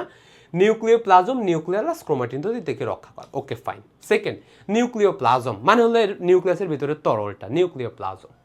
তাহলে এটি কোনো কিছু বাইরে লেখা কিন্তু খুবই স্বল্প, একদম কয়েকটা ওয়ার্ড জাস্ট। নিউক্লিয়াস মধ্যস্থ সমসত্ব অর্ধতরল দানাদার দাত্র পদার্থ, শেষ। বইয়ে এগুলো দেখা থাকে এরকম র্যান্ডম। দেখো তোমরা টিচাররা দেখলে বুঝে যে তুমি কি বলতে চাচ্ছ। এটা কি কি থাকবে? পানি, DNA, RNA, phosphoprotein, histone, enzyme ও খনিজ লবণ। অনেকগুলো গুরুত্বপূর্ণ এনজাইম থাকে, নাম না দিতে পারলে কোনো সমস্যা নেই। দেখছো, তাহলে এটা হচ্ছে আমাদের সেকেন্ড। এইটা হচ্ছে, তাহলে তুমি জাস্ট এখান থেকে 4টা শব্দ, এখান থেকে 4টা শব্দ মনে রাখো, কাজ হয়ে যাবে। ওকে, নিউক্লিওলাস, তাহলে নিউক্লিওপ্লাজমে অবস্থিত ক্ষুদ্র গোলাকার অপেক্ষাকৃত উজ্জ্বল বস্তু, যেটা আসলে ভাইয়া সংজ্ঞাটা বসাই দিছি বেসিকলি। সো তোমরা চাইলে সংজ্ঞাটা দিতেও পারো, নাইলে শুধু কতগুলো শব্দ বলতে পারলে হবে। ওকে, আসো। এটাকে বলা হয় নিউক্লিয়ার অর্গানাইজার, এটা নিউক্লিয়ার অর্গানাইজারের সাথে যুক্ত থাকে। তাহলে নিউক্লিওলাস ক্রোমাটিন তন্তুর নিউক্লিয়ার অর্গানাইজারের অংশের সাথে যুক্ত থাকে, যেটাকে স্যাটেলাইটও বলে। আচ্ছা, প্রতিটি নিউক্লিয়াসে একটি নিউক্লিয়াস থাকে। ওকে, দেখো ভাইয়ের কথাগুলো কতটা সাধারণ। কোষে প্রোটিন, যে সকল কোষে আসলে প্রোটিন সংশ্লেষণ বেশি হলে নিউক্লিয়াস অধিক থাকে। যেসব কোষে প্রোটিন সংশ্লেষণ হয় না, যেমন শ্বেত রক্তকণিকা, শুক্রাণু এবং নতুন অপত্য কোষ, এটাও হইতে পারে অপত্য কোষ, এটিতে নিউক্লিওলাস অনুপস্থিত। তাহলে নিউক্লিওলাস 3টা পয়েন্ট, 3টা কথা, 3টা লাইন জাস্ট লেখো সুন্দর করে। ওকে, নিউক্লিয়ার অর্গানাইজার, প্রোটিন সংশ্লেষণ বেশি হলে অধিক থাকে, না হলে থাকে না, অনুপস্থিত। ওকে, এগুলোর কাজ এমআরএনএতে গুরুত্বপূর্ণ ভূমিকা পালন করে, স্পেশালি নিউক্লিওসিড ভান্ডার। ওরা অনেকগুলো নিউক্লিওসিড দিতে পারে, সো এদের নিউক্লিওটাইডের ভান্ডার বলতে পারো। এরা রাইবোজোম সৃষ্টি করে এবং প্রোটিন সংশ্লেষণ, কোষ বিভাজনকালে ইম্পর্টেন্ট মাকুতন্তু গঠন করে, স্পিন্ডল ফাইবারটা এরা দেয়। ওকে, তাহলে আমাদের পড়াশোনার স্টেপটা কি? যে ভাই একটা ছোট্ট টপিক, এই এতটুকু কি তোমরা 2 মিনিটে পড়তে পারবে না? তাহলে 2 minute 2 minute 2 minute 2 minute 2 minute, ধরো 10 মিনিট দিলে তুমি একটা উত্তর সুন্দর করে মুখস্থ করলা। 1 মিনিটে পড়ে শেষ করা যায়, 1 মিনিটে পয়েন্টগুলো আয়ত্ত করা যায়। এরপরে চোখ বন্ধ করে খাতার মধ্যে ভাইয়া যে পয়েন্টটা বলেছি কয়েকটা লেখার চেষ্টা করো। কয়েকটা লেখার চেষ্টা করো ভাই, তোমার পরীক্ষার খাতাটা অন্যদের থেকে 1000 গুণ ভালো হবে যদি তুমি এই ছোট্ট করে কথাগুলো বলতে পারো, যেটা তোমরা বইয়ের মধ্যে খুঁজে পাও না বা গোছাইতে পারো না আসলে, যেটা ভাইয়া করে দিচ্ছি আর কি তোমাদেরকে ঘন্টার পর ঘন্টা খেটে। ক্রোমাটিন তন্তু বা নিউক্লিয়ার রেটিকুলাম হচ্ছে সবচেয়ে শেষেরটা। ইন্টারফেস দশায় নিউক্লিওপ্লাজমে অবস্থিত সূক্ষ্ম সূত্রাকার অংশগুলোর যে জালিকাকার বিন্যাস, এটাকে বলা হয় ক্রোমাটিন তন্তু। ঠিক আছে, এই ক্রোমাটিন তন্তুগুলোতে কি থাকে? ডিএনএ আর আরএনএ থাকে, আর হিস্টোন প্রোটিন থাকে। ওকে, এটা হলো মেইন কথা। তাহলে এটা হচ্ছে ডিএনএ আরএনএ থাকে আর হিস্টোন প্রোটিন থাকে। তাহলে ডিএনএ ও হিস্টোন প্রোটিন বেশিই থাকে, এটা হচ্ছে 1:1 থাকে। এটার কাজ কি? বংশগতির বৈশিষ্ট্যের স্থানান্তর, ক্রোমোজোম গঠন করে, যেটা কোষ বিভাজন নিয়ন্ত্রণ করে। শেষ। জাস্ট এতটা ক্লিয়ার করে বলো টিচারকে যে উপরের দিকে নিউক্লিয়ার মেমব্রেন, যেখানে নিউক্লিয়ার রন্ধ্র থাকে, তাই না, এই জিনিসগুলো। সেকেন্ড হচ্ছে নিউক্লিওপ্লাজম, এই কথাগুলো বলো। তৃতীয় হচ্ছে আমাদের এই যে ক্রোমাটিন তন্তু, এই জায়গাটাতে আরেকটা রয়ে গেছে, সেটা যেটা বইয়ে এভাবে নয়, নিউক্লিওলাস আর ক্রোমাটিন তন্তু। শেষ। ওকে, এ হচ্ছে আমাদের প্রথম প্রশ্নের উত্তর। সেটা হচ্ছে যদি আসে নিউক্লিয়াসের গঠন বর্ণনা করো, তখন আমরা এই উত্তরটা লিখব। পরবর্তীতে চলে আসছি, ক্রোমোজোমের প্রকারভেদ আমাদেরকে জিজ্ঞাসা করে, বলো সেন্ট্রোমিয়ারের অবস্থান অনুযায়ী ক্রোমোজোমের প্রকারভেদ বা ক্লাসিফিকেশনটা করো। এটা মাঝে মাঝে জিজ্ঞাসা করে। তখন আমরা উত্তরটা কি দিতে পারি? সেন্ট্রোমিয়ারের সংখ্যা অনুসারে ক্রোমোজোম 5 ধরনের। আর সেকেন্ড বলবা সেন্ট্রোমিয়ারের অবস্থান অনুযায়ী ক্রোমোজোম 4 আকৃতির হয়, 4 ধরনের বা আকৃতির হয়। আকৃতির বলাটাই ঠিক, ভাইয়া যেভাবে বলেছি এভাবে বলাটা সবথেকে ঠিক। এখন দেখো এটাকে ভাইয়া ছোট করি। দেখো তুমি যদি এইভাবে প্রেজেন্ট করো টিচারের কাছে, এটা কতটা সুন্দর দেখায়, কতটা সুন্দর দেখায়। এটা কিন্তু গয়ের প্রশ্ন, সো 1-1.5 পেজ তো তোমাকে লিখতে হবে। ভাষাগুলো কিন্তু খুবই সহজ, ছোট ছোট ভাষা, দেখতে একটু লম্বা হয়। এটার কারণ হলো ভাইয়া সবগুলোকে পয়েন্ট পয়েন্ট দিই। এটা করে খাতাটাও বেশি ভরপুর লাগে, লেখাটাও ভালো হয়, টিচারও পড়তে অনেক আরাম পায়। টিচারের চোখের শান্তি, তোমার মার্ক বাড়বে। টিচারের চোখে অশান্তি করবা, তোমার মার্ক কাটা যাবে। সহজ কথা, এমন কোনো নিয়ম নাই যে কি কত মার্ক দিতে হবে, এটা কোনো নিয়ম নাই, এটা মনে রাখবা। প্রথমটা হচ্ছে অ্যাসেন্ট্রিক, অর্থাৎ যেখানে কোনো ক্রোমোজোম নেই। এটাই লিখেছি ভাইয়া, বেসিক্যালি ক্রোমোজোম থাকে না। সদ্যভঙ্গুর ক্রোমোজোম এরকম হতে পারে। ঠিক আছে, এখানে একটা কাট হয়ে গিয়েছে, এটা এখানে আসবে ক্রোমোজোমের। ওকে। সেকেন্ড হচ্ছে মনোসেন্ট্রিক, ক্রোমোজোমে যখন একটি সেন্ট্রোমিয়ার থাকে। তোমরা বাকিটুকু না বললেও চলবে, লেখা না করতে পারলে শুধু একটু সেন্ট্রোমিয়ার থাকে, এটা লিখলেই হবে, বাকিটুকু না লিখলেও চলবে। অধিকাংশ জীবের এটা উদাহরণ হচ্ছে এটা। ডাইসেন্ট্রিক, 2টি সেন্ট্রোমিয়ার থাকে, এটা লিখলেই হবে, এতটুকু না বললেও চলে, শুধু এতটুকু লেখো। বুট্রা ও ড্রসোফিলা মাছি, উদাহরণ দিতে হবে কিন্তু ভাইয়া, উদাহরণ দিতে হবে।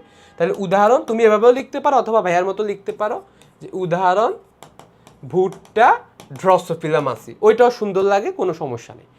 পলিসেন্ট্রিক, একটি ক্রোমোজোমের 2টির বেশি সেন্ট্রোমিয়ার থাকলে, যেমন পারপুরিয়া কিংবা আমাদের মেগালোসেফালা, এই দুটো প্রাণীতে এটা দেখা যায়। এটা হচ্ছে উদ্ভিদ, এটা হচ্ছে প্রাণী। ওকে। ডিফিউজড হচ্ছে সুনির্দিষ্ট সুস্পষ্টভাবে সেন্ট্রোমিয়ার থাকে না, অনেক বেশি থাকলে সেক্ষেত্রে এরকম ডিফিউজড হতে পারে। তাহলে কি পেলাম? অ্যাসেন্ট্রিক, মনোসেন্ট্রিক, ডাইসেন্ট্রিক, ট্রাইটেট্রা, এরকম কিছু নেই। পলিসেন্ট্রিক, ডিফিউজড। ঠিক আছে, ওকে। তাহলে অ্যাসেন্ট্রিক, মনোসেন্ট্রিক, ডাইসেন্ট্রিক, পলিসেন্ট্রিক, ডিফিউজড, 5 প্রকার। সেন্ট্রোমিয়ার অবস্থান অনুযায়ী ক্রোমোজোম 4 প্রকার। একটা মধ্যকেন্দ্রিক বা মেটাসেন্ট্রিক, ভাইয়ের মতো ইংলিশ লিখে দিও, ইংলিশ লিখে দিলে টিচার খুশি হয়, মনে করে যে তুমি অনেক কিছু জানো।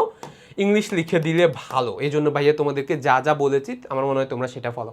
যদি সেন্ট্রোমিয়ারটি মাঝখানে থাকে, ভাইয়া বোল্ড করে দিয়েছি, এই মাঝখানে শব্দটা বলতে হবে যে ক্রোমোজোমের মাঝখানে অবস্থিত। এক্ষেত্রে বাহুদ্বয় সমান হয় ভি অক্ষরের মতো, এটা হাইলাইট করে দেওয়া আছে, অর্থাৎ এটা তোমাকে বলতেই হবে। অ্যানাফেস পর্যায়ে এটা দেখা যায়, অনেকে এটাও জানা না কোটায়, কোষ বিভাজনের অ্যানাফেস পর্যায়ে। ঠিক আছে, ভাইয়ার ভাষাগুলো বলতে পারলে আরও ভালো।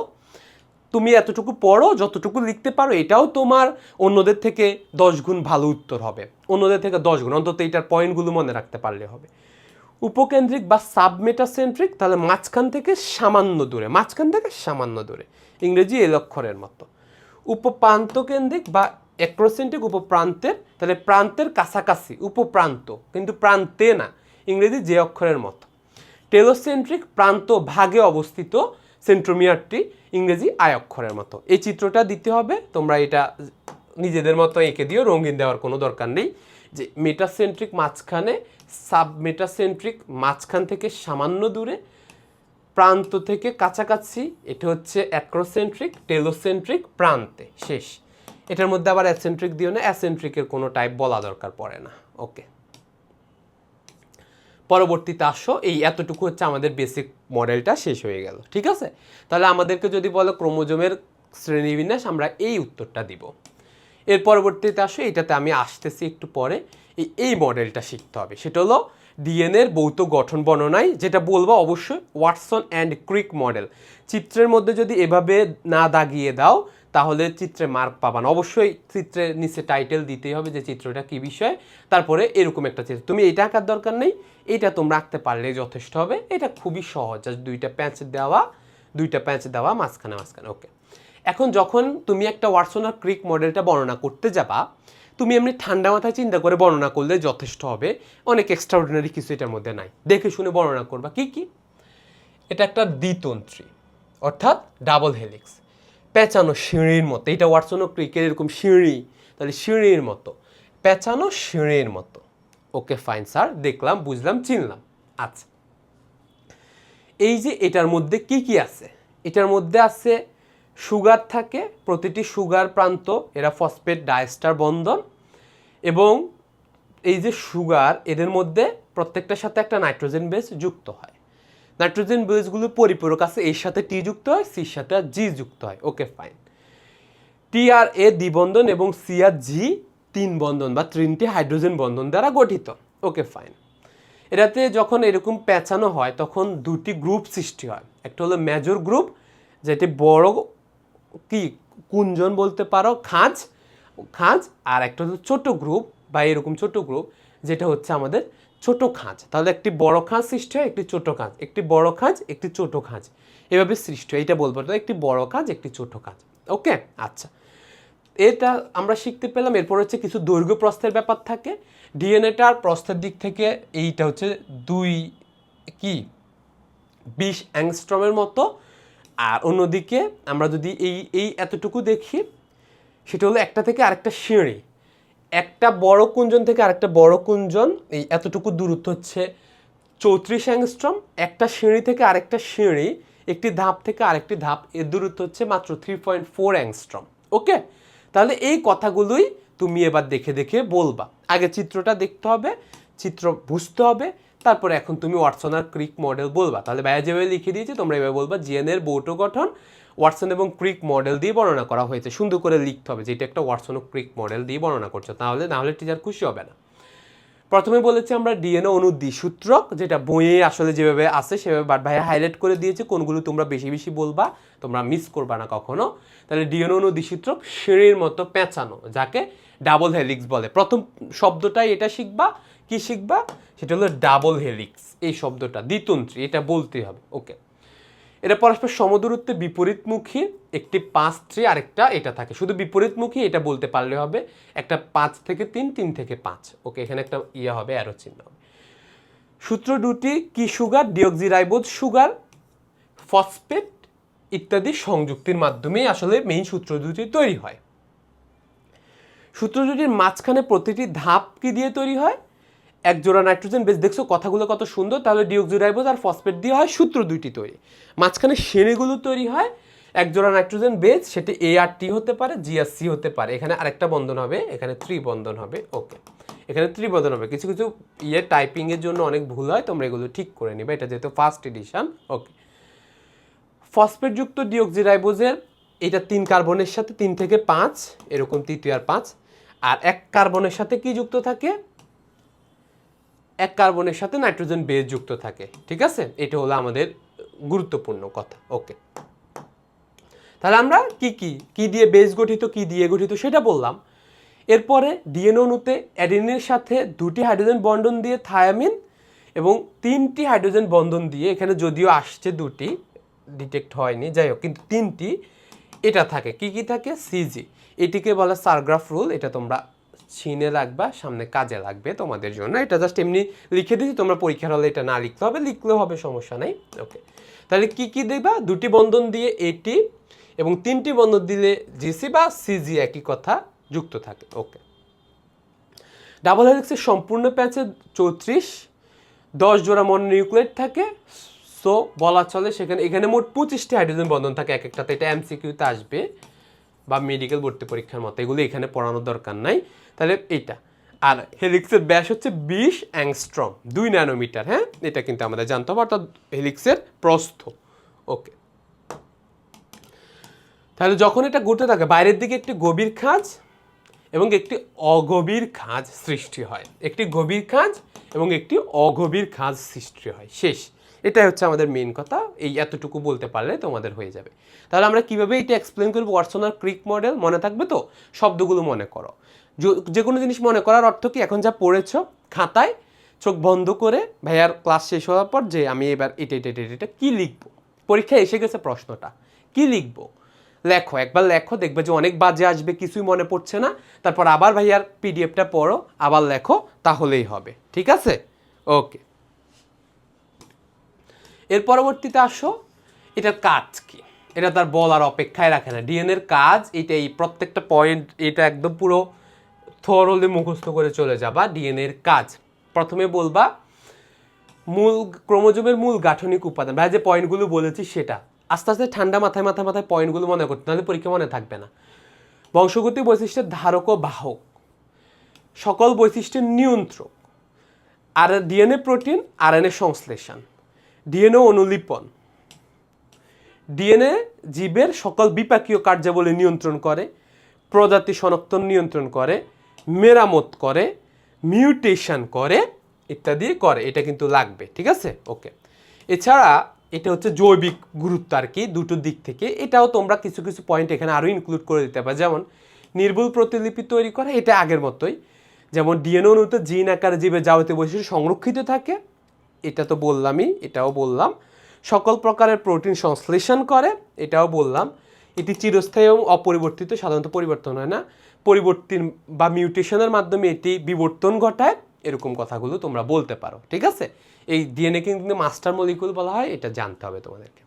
তাহলে আমাদের কিন্তু সমস্যাগুলোর সমাধান হয়ে যাচ্ছে এবং আমরা অনেক ইজিলি মনে রাখতে পারছি।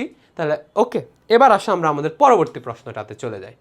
পরবর্তী প্রশ্ন হচ্ছে ট্রান্সফার আরএনএ এর গঠন, ক্লোভার লিফ মডেল। বইয়ে যেভাবে দেওয়া আছে ভাইয়া সেটাকে সুন্দর করে সাজিয়েছে, তোমরা এটা দেখবে। দেখো ভাইয়া সাজানো আর বইয়ের এইটা দেখছো, তাহলে এটাতে কি কি আছে ট্রান্সফার আরএনএ, সেটা তোমরা একটু বলবা সুন্দর করে, যে ট্রান্সফার আরএনএ এটা যে মডেলটা সেটার কথা বলবা। ওকে, তাহলে তোমরা বলতে পারো ট্রান্সফার আরএনএর কাজ কি বা ট্রান্সফার আরএনএ কি, এটা তোমরা সংজ্ঞা দিতে পারো। যে কোনো ক্ষেত্রে সংজ্ঞা দেওয়া ভালো, খারাপ না। যে আরএনএ জেনেটিক কোডে প্রোটিন সংশ্লেষে নির্দিষ্ট অ্যামাইনো অ্যাসিডকে এমআরএনএর মধ্যে, তাকে ট্রান্সফার আরএনএ বলে। তবে পরীক্ষা যদি থাকে চিত্র বা কোনো একটা মডেলের কথা বলা থাকে, তখন অবশ্যই বলবা উদ্দীপকে যে চিত্রটি দেওয়া আছে বা উদ্দীপকে যে মডেলটি দেখানো হয়েছে সেটি ট্রান্সফার আরএনএ। ট্রান্সফার আরএনএ কি করে, জেনেটিক কোডে প্রোটিন নির্দিষ্ট অ্যামাইনো অ্যাসিডকে এমআরএনএর মধ্যে ট্রান্সফার করে, স্থানান্তর করে। ঠিক আছে? তাহলে পরীক্ষার প্রশ্নের সাথে অবশ্যই ম্যাচ করে বলবা উদ্দীপকে যে মডেলটি দেওয়া আছে সেটি ডিএনএর মডেল, ডিএনএর গ্রহণযোগ্য ওয়াটসন এবং ক্রিকের মডেলটি বর্ণনা করা হলো। এভাবে কথাগুলো বলতে হবে, তখন তোমার একটা কি সামঞ্জস্য সৃষ্টি হবে। ওকে, বিজ্ঞানী হলি এটিকে লবঙ্গপত্র বা ক্লোভার লিফ, যেই চিত্রটা দেখলে মনে হয় এই জন্য এটাকে ক্লোভার লিফ বলে, মানে পাতা আর কি, এই মডেল বলেন। ওকে, এটাতে কি কি থাকে এই পয়েন্টটা না বলতে পারলে পরীক্ষায় কিচ্ছু হবে না, র্যান্ডম লিখে গেলেই হবে না। এই কয়েকটা শব্দ বলবা, একটা হলো অ্যামাইনো অ্যাসিড বাহু, ডি বাহু বা ডাইহাইড্রো ইউরিডিন বাহু, সবাই না পারবা না, শুধু ডি বাহু বলে দিলেই হবে। এন্টিকোডন বাহু, অতিরিক্ত বাহু, টি বাহু, অপর নাম হচ্ছে থাইদিন, থাইমিন, সিউডোসাইটোসিন বাহু, সিউডোসাইটোসিন বাহু। হ্যাঁ, আমরা এগুলো প্রত্যেকটি দেখিয়েছি। ওকে, দেখো তাহলে আমরা কি কি পেলাম, একটু হচ্ছে অ্যামাইনো অ্যাসিডের সংযোগস্থলের বাহু, একটি হচ্ছে ফসফোরাইলেটেড প্রান্ত, একটি হচ্ছে টি লুপ, একটি হচ্ছে আমাদের যেটা হচ্ছে টি সুডোসাইটোডিন, এটার কথা আমরা বলেছি। তারপর হচ্ছে আমাদের ডি লুপ, একটি অতিরিক্ত লুপ থাকে, আর এটা হচ্ছে এন্টিকোডন লুপ, খুবই ইম্পর্টেন্ট, এটা হচ্ছে এন্টিকোডন লুপ। তোমরা অন্তত এই বেসিক চিত্রটা এরকম সংখ্যা না লিখতে পারলেও তোমরা অন্তত একটা বেসিক চিত্র এঁকে এই তিনটা, তোমরা আগে চিত্রটা আঁকো, পয়েন্টগুলো লেখো, তাহলে তোমাদের মনে পড়ে যাবে যে কি কি লুপ আছে। ঠিক আছে? এটা বলতে হবে। তাহলে অ্যামাইনো অ্যাসিড বাহু, ডি বাহু বা ডাইহাইড্রো ইউরিডিন, এন্টিকোডন বাহু অতিরিক্ত টি বাহু বা থাইমিন সিউডোসাইটোসিন, এই জন্য এটাকে এভাবে লিখি থাইমিন সিউডোসাইটোসিন লিখি সাইন হিসেবে। ওকে, এছাড়া এতে রয়েছে যেটা আমরা বলেছি উপরের দিকের আছে অ্যামাইনো অ্যাসিড গ্রাহক, টি লুপ অতিরিক্ত লুপ, সেটাও আমরা বলেছি এইটাতে এন্টিকোডন লুপ, এগুলোই আর কি। এখন আসো গুরুত্বপূর্ণ কাজ, এগুলো হচ্ছে বাহুর ক্ষেত্রে দেখো বাহু হচ্ছে এটাই হচ্ছে এক প্রান্তের লুপ, যে লুপগুলো আছে সেগুলো। টিআরএনএ সবচেয়ে গুরুত্বপূর্ণ লুপ হলো এন্টিকোডন লুপ, যেটাতে 3টি বেস থাকে এন্টিকোডন, ঠিক আছে? ওকে, এটা কিন্তু আমাদের জানতে হবে। সেকেন্ড হচ্ছে অ্যামাইনো অ্যাসিড যুক্ত হয় টিআরএনএর একক সূত্রের প্রান্তদ্বয়ে, এই যে দেখো 3 আর 5 লেখা আছে ওই প্রান্তগুলোতে। টিআরএনএতে আরও স্বাভাবিক বেস থাকে, যেমন এসি, এটা হচ্ছে সিসিএ থাকে, এটা মেইন ওটার প্রান্ত, আর এমনি এজিসিইউ থাকে, আর কিছু অস্বাভাবিক বেস থাকে যেগুলো সবাই জানবেন, এই যে সিউডো ইউরিডিন, ডাইহাইড্রোইউরিডিন, ইউসিনিক অ্যাসিড কিংবা মিথাইল গুয়ানিন, এরকম কিছু অস্বাভাবিক বেস থাকে যেটা সাধারণত হয় না এরকম। টিআরএনএকে দ্রবণীয় আরএনএ বা সলিউবল আরএনএ বা গ্রাহক আরএনএও বলা হয়, এগুলো এমসিকিউর জন্য কাজে লাগবে। ওকে, আচ্ছা, আশা করি বুঝাতে পারছি। এটার কাজ কি? প্রোটিন সংশ্লেষণের সময় জেনেটিক কোড অনুযায়ী নির্দিষ্ট অ্যামাইনো অ্যাসিডকে এমআরএনএতে স্থানান্তর করাই টিআরএনএর মূল কাজ, ঠিক আছে? এটা প্রোটিন সংশ্লেষণে কোথায় কাজ করে? রাইবোজোমে কাজ করে। বেসিক ক্লাসগুলোতে এটা বুঝিয়েছি অনেকবারই। সো এই জিনিসগুলো তোমাদের এই জায়গাটাতে আমাদের কাজে লাগবে, ঠিক আছে? তাহলে তোমরা লুপগুলো বলবা, এই যে ফসফোরাইলেট পান্তা অ্যামাইনো অ্যাসিড সময় এখানে অ্যামাইনো অ্যাসিড আসে একটার পর একটা, এইটা হচ্ছে এন্টিকোডন, যেটা অনুযায়ী ও কোড পড়ে সে অনুযায়ী। ওকে, আশা করি এগুলোই গঠন, এর বাইরে কোনো কথা বলা লাগবে না। ওকে, আচ্ছা, এরপরের প্রশ্নটা টপ রেটেড একদম সবচেয়ে গুরুত্বপূর্ণ সবচেয়ে বড় প্রশ্নটির একটি হলো এইটা, যদি দেওয়া সম্ভব হয় ডিএনএ আরএনএ চিত্র আঁকা সহ দিবা। সরাসরি যেভাবে লিখে দিয়েছি এভাবে, এর বাইরে আর কোনো কিছু তোমাদের না দিলেও চলবে বা কোনো কিছু না পড়লেও চলবে, এতটুকুই। তাহলে পার্থক্যের বিষয়গুলো মেনলি ভালো করে শিখবা, যেটা বইয়েও লেখা আছে অনেক ক্ষেত্রে একই জিনিস, বা তার আসমানি কিতাব থেকে নাজিল করতেছি না, একই জিনিস সবগুলো। ওকে, আচ্ছা, এই হচ্ছে আমাদের এই দুটো পার্থক্য ভালো করে পড়বা, স্পেশালি এই পার্থক্যের বিষয়টা ভালো করে পড়বা, তাহলে তুমি বুঝতে পারবা যে অবস্থান কোথায় থাকে কোথায়, ভৌত গঠন দেখতে কেমন, দ্বিসূত্রক একসূত্রক, ডিঅক্সিরাইবোজ রাইবোসাইরিনোজ সাইটোসিন থাইমিন, এখানে ইউরাসিল আছে, এখানে নাই আর কি। কার্যপদ্ধতি ডিএনএ একরকম, এটার 5টা প্রকার আছে। ডিএনএ থেকে ডিএনএ তৈরি হয়, আর এখানে হচ্ছে ডিএনএ থেকে আরএনএ তৈরি হয়। ডিএনএ দুইভাবে তৈরি হয়, ডিএনএ থেকে ডিএনএ, রিভার্স ট্রান্সক্রিপশনের মাধ্যমে আরএনএ থেকে ডিএনএ, যেটা একটা ইউনিক পদ্ধতি। আর ট্রান্সক্রিপশন এটার মাধ্যমে ডিএনএ থেকে আরএনএ তৈরি হয়, আরএনএ থেকে আরএনএ তৈরি হয় না। চিরস্থায়ী, কার্যগতভাবে ক্ষণস্থায়ী, নিউক্লিওটাইড অনেক বেশি অনেক কম, ধ্বংসগতির বাহক ইত্যাদি ইত্যাদি ইত্যাদি ইত্যাদি। ওকে, আচ্ছা, এবার আসো এর পরের টপিকটা, সেটা কি? ডিএনএ অনুলিপনের ধাপসমূহ। পরীক্ষায় বলেন আর রেপ্লিকেশনের ধাপসমূহ বলেন, তখন সুন্দর করে লিখবা।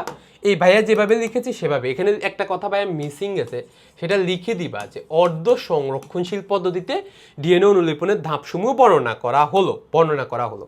এটা দেখতে কীরকম হবে ভাইয়া ছোট করে দিই, তখন তোমরা বুঝতে পারবা। ওকে, এই যে তাহলে আমরা কিভাবে টাইপ করেছি, বইয়ে দেখবা যে শুরু হয়েছে শেষ হয়েছে, অনেকগুলোতে এইভাবে প্রসেস লেখা আছে, স্পেশালি গাইডে তো আরও বাজে করে লেখা। তোমাদেরকে ভাইয়া কি করেছি দেখো, প্রথমে আমরা উপকরণ দেখেছি, এগুলো কাজ আছে। প্রারম্ভিক দশা সবসময় লেখার সময় এই পয়েন্টটা লেখার পর এগুলো ভিতরে লিখবা। এখানে এইটাই মেনলি অনেক বড় এবং এটা অনেক ভালো করে পড়তে হয়, ডিএনএ রেপ্লিকেশন প্রসেসটা একটু বড়ই।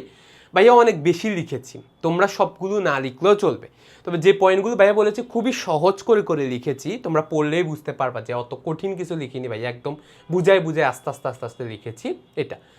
তাহলে কি ধাপ পেলাম আমরা? প্রারম্ভিক, বৃদ্ধি দশা, সমাপ্তিকরণ বা অন্তিম দশা। ভাইয়া ফুল করি, তখন তোমরা বুঝতে পারবা। ওকে, আসো, প্রথমে লিখবে ডিএনএ অনুসংযোজন কি লাগে। চান্সটি হলো আসলে মাত্র ডিএনএ লাগবে একটা, রেপ্লিজোম বা রেপ্লিকেশন কমপ্লেক্স, যার এনজাইমগুলোর নাম ভাইয়া একটু আগে বইয়ে পড়িয়েছে, এটা বইয়ে লিখিয়েছে, তোমরা খাতায় লেখার সময় অবশ্যই এটা লেখার দরকার নাই, তো পড়ার সময় এটা পড়বা যে রেপ্লিসোম বা রেপ্লিকেশন কমপ্লেক্স কি, এটার মধ্যে কি এনজাইম আছে, এগুলো কীভাবে কোনটা কী কাজ করে, তাহলে প্রসেসগুলো বোঝা সহজ হবে। ডিঅক্সিরাইবো নিউক্লিওটাইড, এটা 4 ধরনের, ডিএটিপি, ডি লাগাবা, এটিপি, জিটিপি, সিটিপি, টিটিপি, মানে অ্যাডিনোসিন ট্রাইফসফেট, গুয়ানোসিন, এটা কি সাইটোসিন, থায়ামিন, শেষ, সবগুলো একই রকম, যেগুলো ট্রাইফসফেট থেকে আসে। তাহলে এটা 3টা বলবা। সেকেন্ড বলা প্রথম দশা হচ্ছে প্রারম্ভিক দশা বা ইনিশিয়েশন ফেজ। ভাইয়া ডিএনএ রেপ্লিকেশন নিয়ে আমাদের প্রজেক্ট ডিএমসি ডিটেলস ক্লাস নিচ্ছি, অনেক বিস্তারিতই বলেছি, এখন তো নিশ্চয়ই সেটা বলবো না। তবে ভাইয়া এগুলোর উপর স্পেসিফিক আলাদা আলাদা করে টপিকগুলোর উপর ডিটেলস ভিডিও বানাবো একদম ভিতরের ঘটনাগুলো নিয়ে। ওকে, আসো প্রথমে প্রারম্ভিক দশা। প্রারম্ভিক বা ইনিশিয়েশন ফেজে কি হয়, প্রথমে ডিএনএ যে নির্দিষ্ট স্থানে অনুলিপন শুরু হয় সেটাকেই বলা হয় রেপ্লিকেশনের উৎস বা রেপ্লিকন বা সূচনা বিন্দু বা ওরি। ভাইয়া অনেকগুলো নাম দিয়েছি, তোমরা বলবো সেটাকে ওরি বলে, ওরি। ওকে, প্রথমে একটা জায়গা থেকে শুরু হবে, সেটাকে বলা হবে ওরি। এটা হচ্ছে প্রথম কাজ আমাদের, ওরি। সেকেন্ড, এবার এনজাইমের আস্তে আস্তে কাজ শুরু হবে। তাহলে ওরি অংশ থেকে ডিএনএ হেলিক্সের সূত্র খুলতে শুরু করে, প্যাঁচগুলো আস্তে আস্তে আস্তে খুলতে শুরু করে। এ সময় নামগুলো আস্তে আস্তে মেনশন করতে হবে। ডিএনএ হেলিকেজ ডিএনএ সূত্রগুলো হাইড্রোজেন বন্ধন ভেঙে দেয়, ফলে এরা পৃথক হয়ে পড়ে। তাহলে ওরিপ্রেস থেকে ওই মূল পয়েন্ট থেকে ডিএনএকে দুই ভাগ করে দেয়, একদম মাঝ বরাবর ভেঙে দেয়। Okay fine. গাইরেজ এনজাইম কি করে, এদের টুইস্ট হইতে, যাদের টুইস্ট বেশি তাদেরকে টুইস্ট কমায়, যাদের টুইস্ট কম বা টুইস্ট এদেরকে যেন নতুন আর টুইস্ট না হয় সে কাজে হেল্প করে। উন্নত কোষে এটা করে ট্রপোআইসোমারেজ, প্রকৃত কোষে এইটা ট্রপোআইসোমারেজ। তাই ট্রপোআইসোমারেজের কাজ কি এখানে, সেকেন্ড হেলিকেজের কাজ কি, হাইড্রোজেন বন্ধন ভেঙে দেওয়া, রেপ্লিকেশন ফর্ক তৈরি করা, ডিএনএ দুইটা আলাদা করে ফেলা। আর গাইরেজ বা ট্রপোআইসোমারের কাজ হলে যেন আবার প্যাচ শুরু না হয় সেটা। আরেকটা আছে আনউইন্ডিং প্রোটিন। আনউইন্ডিং প্রোটিন নামটা তোমরা শুনোনি, তোমরা শুনছো সিঙ্গেল স্ট্র্যান্ড বাইন্ডিং প্রোটিন। যাই হোক, তো সিঙ্গেল স্ট্র্যান্ড বাইন্ডিং প্রোটিন এটির কাজ হচ্ছে দুইটা বাহুতে সিল করে দেওয়া, এই বাহু আর এই বাহুর সাথে যুক্ত হয়ে যাবে। এতে করে কি হবে, বাহু দুইটা আর একত্র না হবে। এগুলো সব ইনিশিয়েশন ফ্রেজের কথা। ওকে, আচ্ছা। ওরিবিন্দু থেকে রেপ্লিকেশন কমপ্লেক্স আস্তে আস্তে শুরু করে। রেপ্লিকেশন কমপ্লেক্সের মধ্যে কি কি আছে, আরএনএ প্রাইমারগুলো আছে, আর প্রাইমার তৈরির জন্য প্রাইমেজ এনজাইম, তারপরে ডিএনএ ডিএনএ পলিমারেজ 1, 3, তারপর হচ্ছে ট্রপোআইসোমারেজ যেগুলো আমরা বলছি ইংলিশ বাইন্ডিং প্রোটিন ইত্যাদি ইত্যাদি, এগুলো আস্তে আস্তে যেতে থাকে। ওকে, এবার আসো, মাতৃ ডিএনএ টেমপ্লেটের কাজ করে এবং যার ওপর সম্পূরক ডিএনএ বা পরিপূরক ডিএনএ তৈরি হয়। ওকে, সেকেন্ড কাজ, এটা হলো মেইন কাজ। তাহলে প্রথম কাজ হচ্ছে ইনিশিয়েশন, শুরু করা, এটাকে ভেঙে ফেলা, ঠিক আছে। সেকেন্ড কাজ বৃদ্ধি দশা বা শৃঙ্খল দীর্ঘকরণ। এবার আমরা এটাকে লম্বা করব।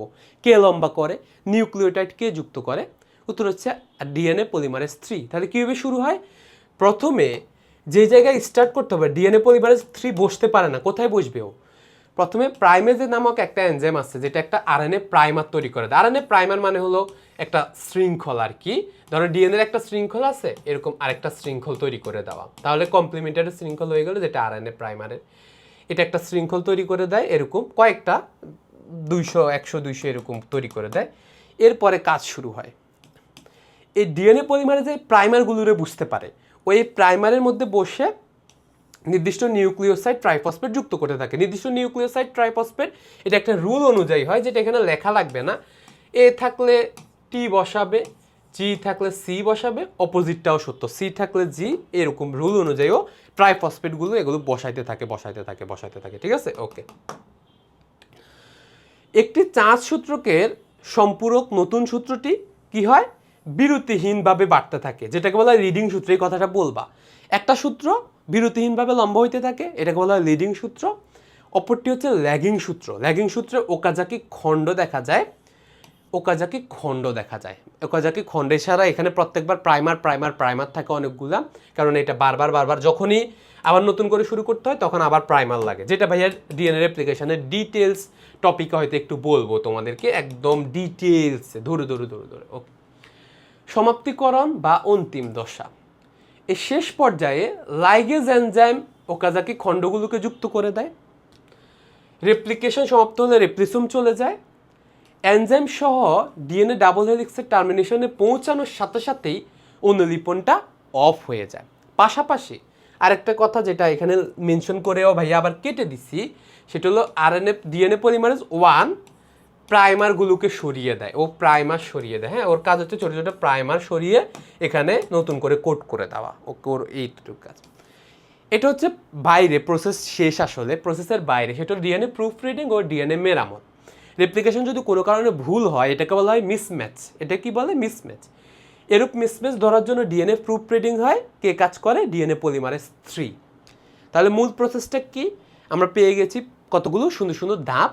এই ধাপগুলো আমরা প্রত্যেকে এভাবে গুছিয়ে বলবো। ভাইয়া যেভাবে বলেছি একদম সহজ ভাষায়, টিচারের বোঝার মতো, তোমার নিজের বোঝার মতো, মনে রাখার মতো ভাষাগুলো এগুলো, স্পেশালি এনজাইমগুলোর কাজগুলো আগে মুখস্থ করলে তুমি সহজেই প্রসেসটা বলতে পারবা। এরকম ধাপে ধাপে বলবা, শুধুমাত্র গুহাটা লিখে দিলে হবে না। ওকে, আমাদের সেকেন্ড প্রসেস ডিএনএ থেকে ট্রান্সক্রিপশন, অর্থাৎ ডিএনএ থেকে আরএনএ তৈরি।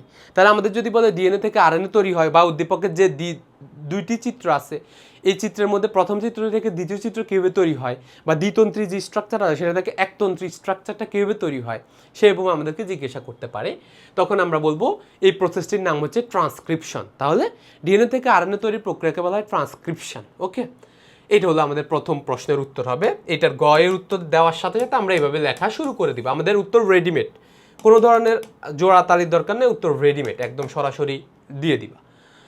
একটা ডিএনএ চান্স লাগবে, ওইখানেও লাগে এখানেও লাগে। আরএনএ পলিমারেজ মেইন এনজাইম, ওই এখানের সব হর্তাকর্তা। মূল মুক্ত রাইবোনিউক্লিয়েটেড ট্রাইফসফেট লাগবে অনেকগুলো, ঠিক আছে। রাসায়নিক শক্তি লাগবে, এটা থেকে পাওয়া যাবে কিছু সহযোগী প্রোটিন যেগুলোকে ট্রান্সক্রিপশন ফ্যাক্টর বলে, কিছু ধাতব আয়ন লাগবে, ম্যাগনেসিয়াম এবং ম্যাঙ্গানিজ। ওকে, কিছু কথা বলো। এটা জেনে রাখার জন্য দিছি, এটা তোমাদের পরীক্ষায় লেখার জন্য দিইনি, কেননা এটা না জানলে আবার তোমরা সমস্যায় পড়ে যাবা। প্রকৃত কোষে 3 ধরনের পলিমারেজ থাকে।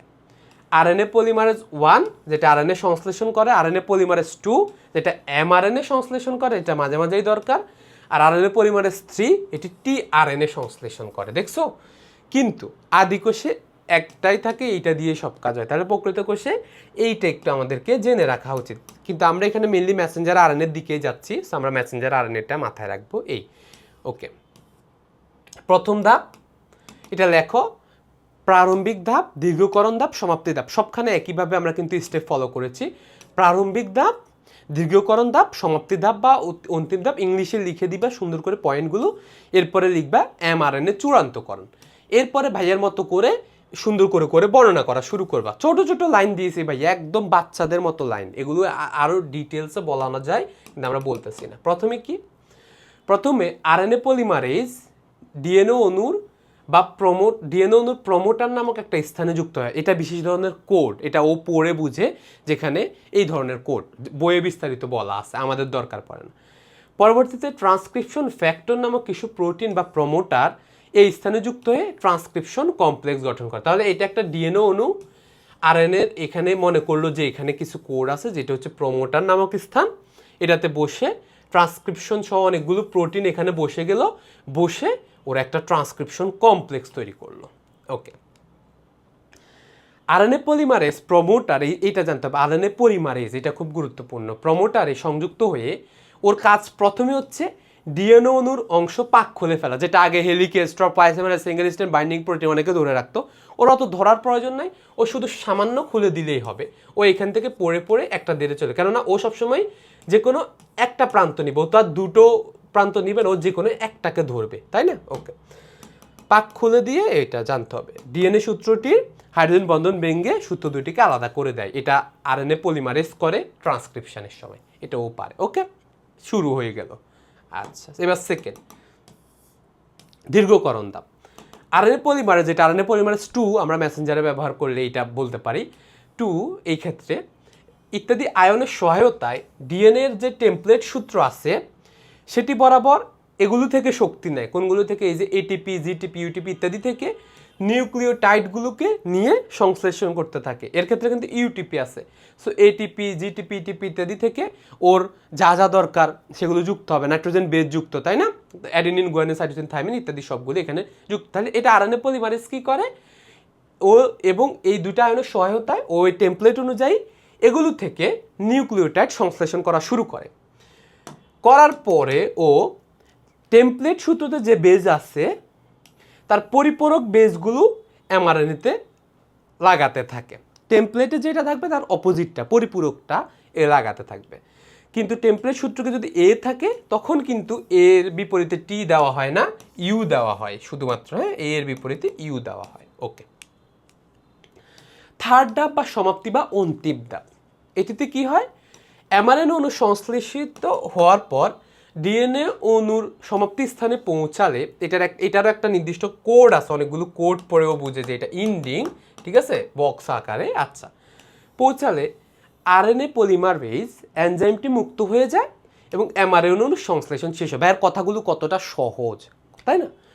ট্রান্সক্রিপশনে তৈরিকৃত এমআরএনএ টেমপ্লেটটির অ্যান্টিপ্যারালাল এবং কমপ্লিমেন্টারি স্ট্যান্ডের অনুরূপ হবে, শুধুমাত্র টি এর জায়গায় ইউ হবে। তাহলে টেমপ্লেটটি যেটা আছে এর অপোজিটটা হবে এটা। ধরো এটা যদি টেমপ্লেট, আরএনএ হবে আসলে এইটা, তবে একটা ব্যতিক্রম থাকবে, সেটা হলো টি এর জায়গায় ইউ হবে। যেমন যদি একটা বেস থাকে এমআরএনএতে, এখানে ভাইয়া এটা লিখেই নাই, এটা কাটা চলে গেছে, ঠিক আছে। এখানে একটা কোড থাকার কথা এই জায়গাটাতে, যে এ সি জি, তারপরে এই জায়গাটাতে হচ্ছে টি টি, এরপর হচ্ছে এটা থাকলে এটার অপোজিটে এটা হবে। তোমরা এটা লিখে দিতে পারো অথবা না লিখলেও এটা সমস্যা নেই, একটা উদাহরণ দেখানোর জন্য। ওকে, শেষ, আসলে শেষ। তাহলে কি হলো, একটা ডিএনএ আসলো, আরএনএ পলিমারেজ মেনলি অনেকগুলো কাজ করে। এখানে ডিএনএটাকে ভাঙলো, সোজা করলো, এটার মধ্যেও নিউক্লিওসাইডগুলো সংশ্লেষণ করলো, প্রত্যেকটা কমপ্লিমেন্টারি এটাতে যুক্ত করে আস্তে আস্তে এটাকে দীর্ঘ করলো। করার পর যেখানে এসে ইন্ডিং কোডে চলে আসলো, ও সেখান থেকে এটা ইন্ডিং কোডে, এটা কিন্তু স্টপ কোডন, এটা জেনেটিক কোডন না, একটা ইন্ডিং প্রান্ত আছে, বিশেষ কোড, ওটাতে আসার পর এটা মুক্ত হয়ে এখান থেকে শেষ হয়ে যায়। যে আরএনএতে পাওয়া যায় সেটা চূড়ান্ত করার জন্য কিছু স্টেপ আছে, যেমন হলো ক্যাপিং। এটা হচ্ছে সামনে 5 প্রান্তের নিউক্লিওটাইড যুক্ত করে একটা টুপি পরানো হয়। টেইলিং, শেষে পলিয়ে অনেকগুলো অ্যাডেনিন 50 থেকে 250 এরকম এ যুক্ত করে দেওয়া হয়।